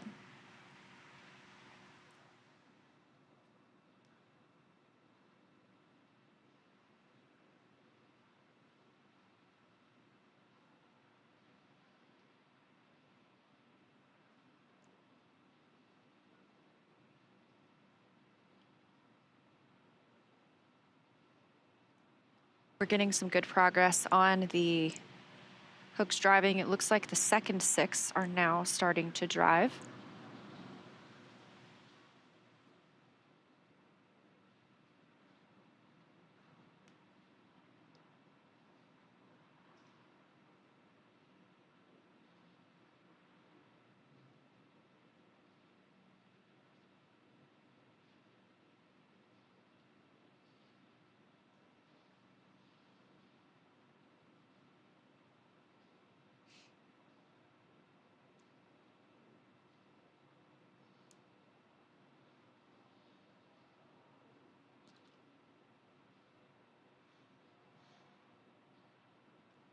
Meanwhile, on the International Space Station, again, it is a Sunday, so it is considered an off-duty day for the crew. The 3 cosmonauts currently on board are eating their midday meal. Meanwhile, Woody Hoberg is monitoring Dragon's docking. He will eventually assist with the pressurization of the vestibule, the hatch openings, and welcoming the crew on board.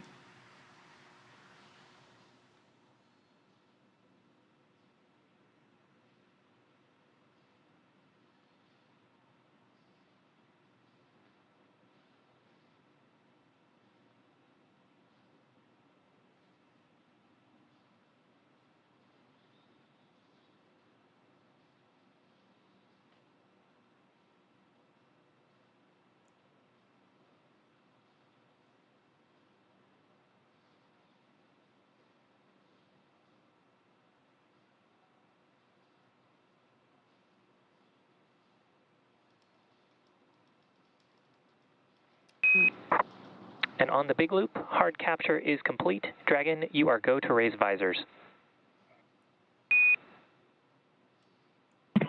Dragon copies, raising visors.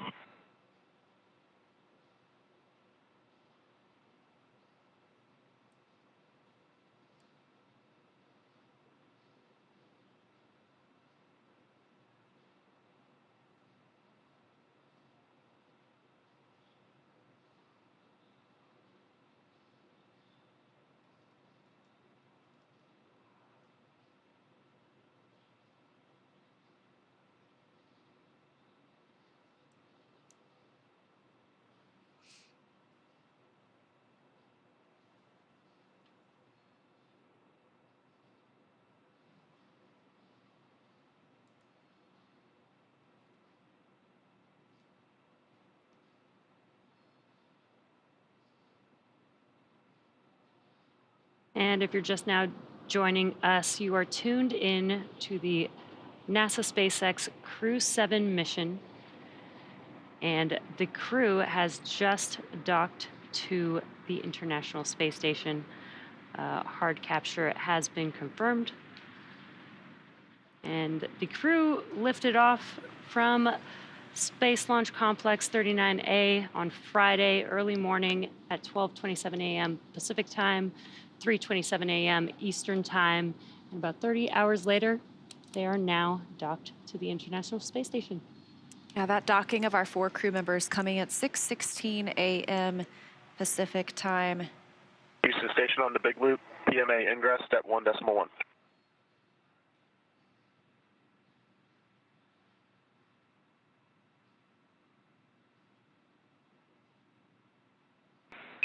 And Woody, we're not quite ready for that step yet. We'll let you know when we are.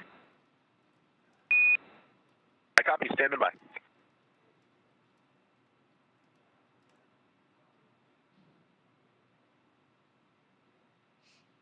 Again, those comms coming from Mission Control Houston, the Capcom there, speaking with Woody Hoberg aboard the International Space Station, who's been monitoring the approach and arrival of Dragon, as well as the pressurization at the vestibule, the hatch opening that we'll see over the next couple of hours.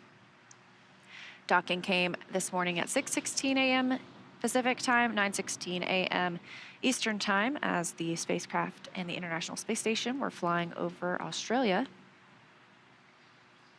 We've again seen completion of soft capture as well as of hard capture. And on the big loop, docking sequence is complete. Dragon, welcome, Vilkom, Yokoso, Dobro Pazalovet to the International Space Station. SpaceX, I said from Dragon on the big loop. Thank you so much. I have to keep reminding myself this is not just a dream. Thank you to the entire SpaceX team, to those who worked on the Falcon 9, on our Dragon, and even on preparing us, especially our training lead, Paul Weiss. We had to keep reminding ourselves that when we open that hatch, we're not walking out into the training center. I'll hand it over to Andy for a few words. Yeah, I want to thank everyone at SpaceX as well, including everyone at our respective partner agencies for getting us this far. You know, this is the first step of the journey. The real mission begins now on board the International Space Station. We have a lot of exciting work ahead of us that we look forward to. And thank you to everyone at our agencies for preparing us. We look forward to getting ready.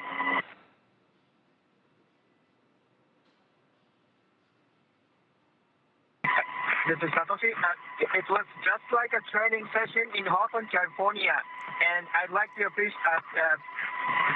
my appreciation to NASA, ESA, CSA, Roscosmos, JAXA, and especially SpaceX for flying us safely to the International Space Station. Thank you. Thanks all. It was exciting. Like my friend said, it was really close to what we have experienced during the training. We just had to remind ourselves that it's happening for real. Very excited, very happy to be on ISS. Looking forward to opening that hatch. Thanks all the agencies. Thanks Paul. Thanks the team. We're really excited to be here. Thanks SpaceX for this marvelous vehicle. Thanks.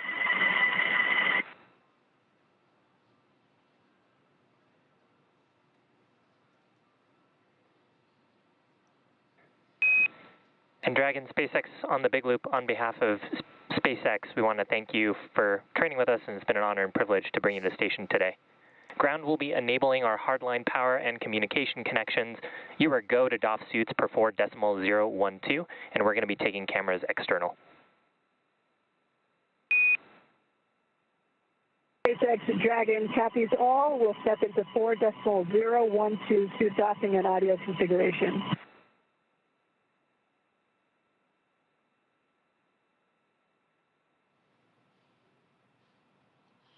And some awesome words from the core. Our core here, Shiva Bharavaj, speaking in every language to the crew, which was pretty awesome, welcoming the crew to the International Space Station. The crew also saying some amazing, kind words. That was really awesome to hear. Now that Dragon has completed the docking sequence, the spacecraft must undergo a handful of checks before we will be able to open the hatch. The crew on board Dragon will now get a chance to get out of their suits before moving into hatch operations. That's right, and things will begin picking up inside the station too as NASA's Woody Hoberg gets the hatch on the station side ready to be open, starts pressurizing that area known as the vestibule between the Dragon and station hatches. So with Dragon docked, that's going to do it for us here in Hawthorne, but our coverage for Crew-7 doesn't stop here. If you stay tuned, we'll have NASA's Sandra Jones in Houston continuing to walk you through the pressurization of that vestibule, the hatch opening as well. We're going to toss it to Sandra at Mission Control Houston to take us through the vestibule pressurization and hatch opening, when we'll see NASA astronauts Jasmine Mogbelli, Andreas Mogeson, Satoshi Furukawa, and Konstantin Borisov float into the International Space Station. But first, let's quickly recap how they got there. They suited up in the suit-up room and rode in the Teslas on the way to the pad to their launch site. They then ingressed the Dragon vehicle and lifted off from Kennedy Space Center at pad 39A at 3:27 a.m. Eastern Time on Friday morning. Stage 1 came back to land on landing zone 1, and Dragon separated from Falcon 9's second stage, and then the nose cone deployed, as well as we had a few major burns, 5 burns on Dragon to enable them to get to the International Space Station, and docking confirmed at 6:16 a.m. Pacific Time, 9:16 a.m. Eastern Time on Sunday, August 27th. Yeah, so now that Crew-7 has arrived, we are looking ahead to the return of Crew-6. We'll be taking you along as Steve Bowen, Woody Hoberg, Sultan Al-Nayati, and Andrei Fedyayev return home after their long-duration stay aboard the station. Our teams are assessing return dates, which will be announced on nasa.gov, so be sure to tune in as NASA and SpaceX bring you live coverage every step of their journey. Also, be sure to follow SpaceX and NASA on social media for real-time updates. Thanks again for watching. Go NASA, go SpaceX, and go Crew-7 and Crew-6. Now sending it over to Sandra at the Johnson Space Center in Houston to continue sharing the mission as the crew prepares to board their home for the next 6 months, the International Space Station.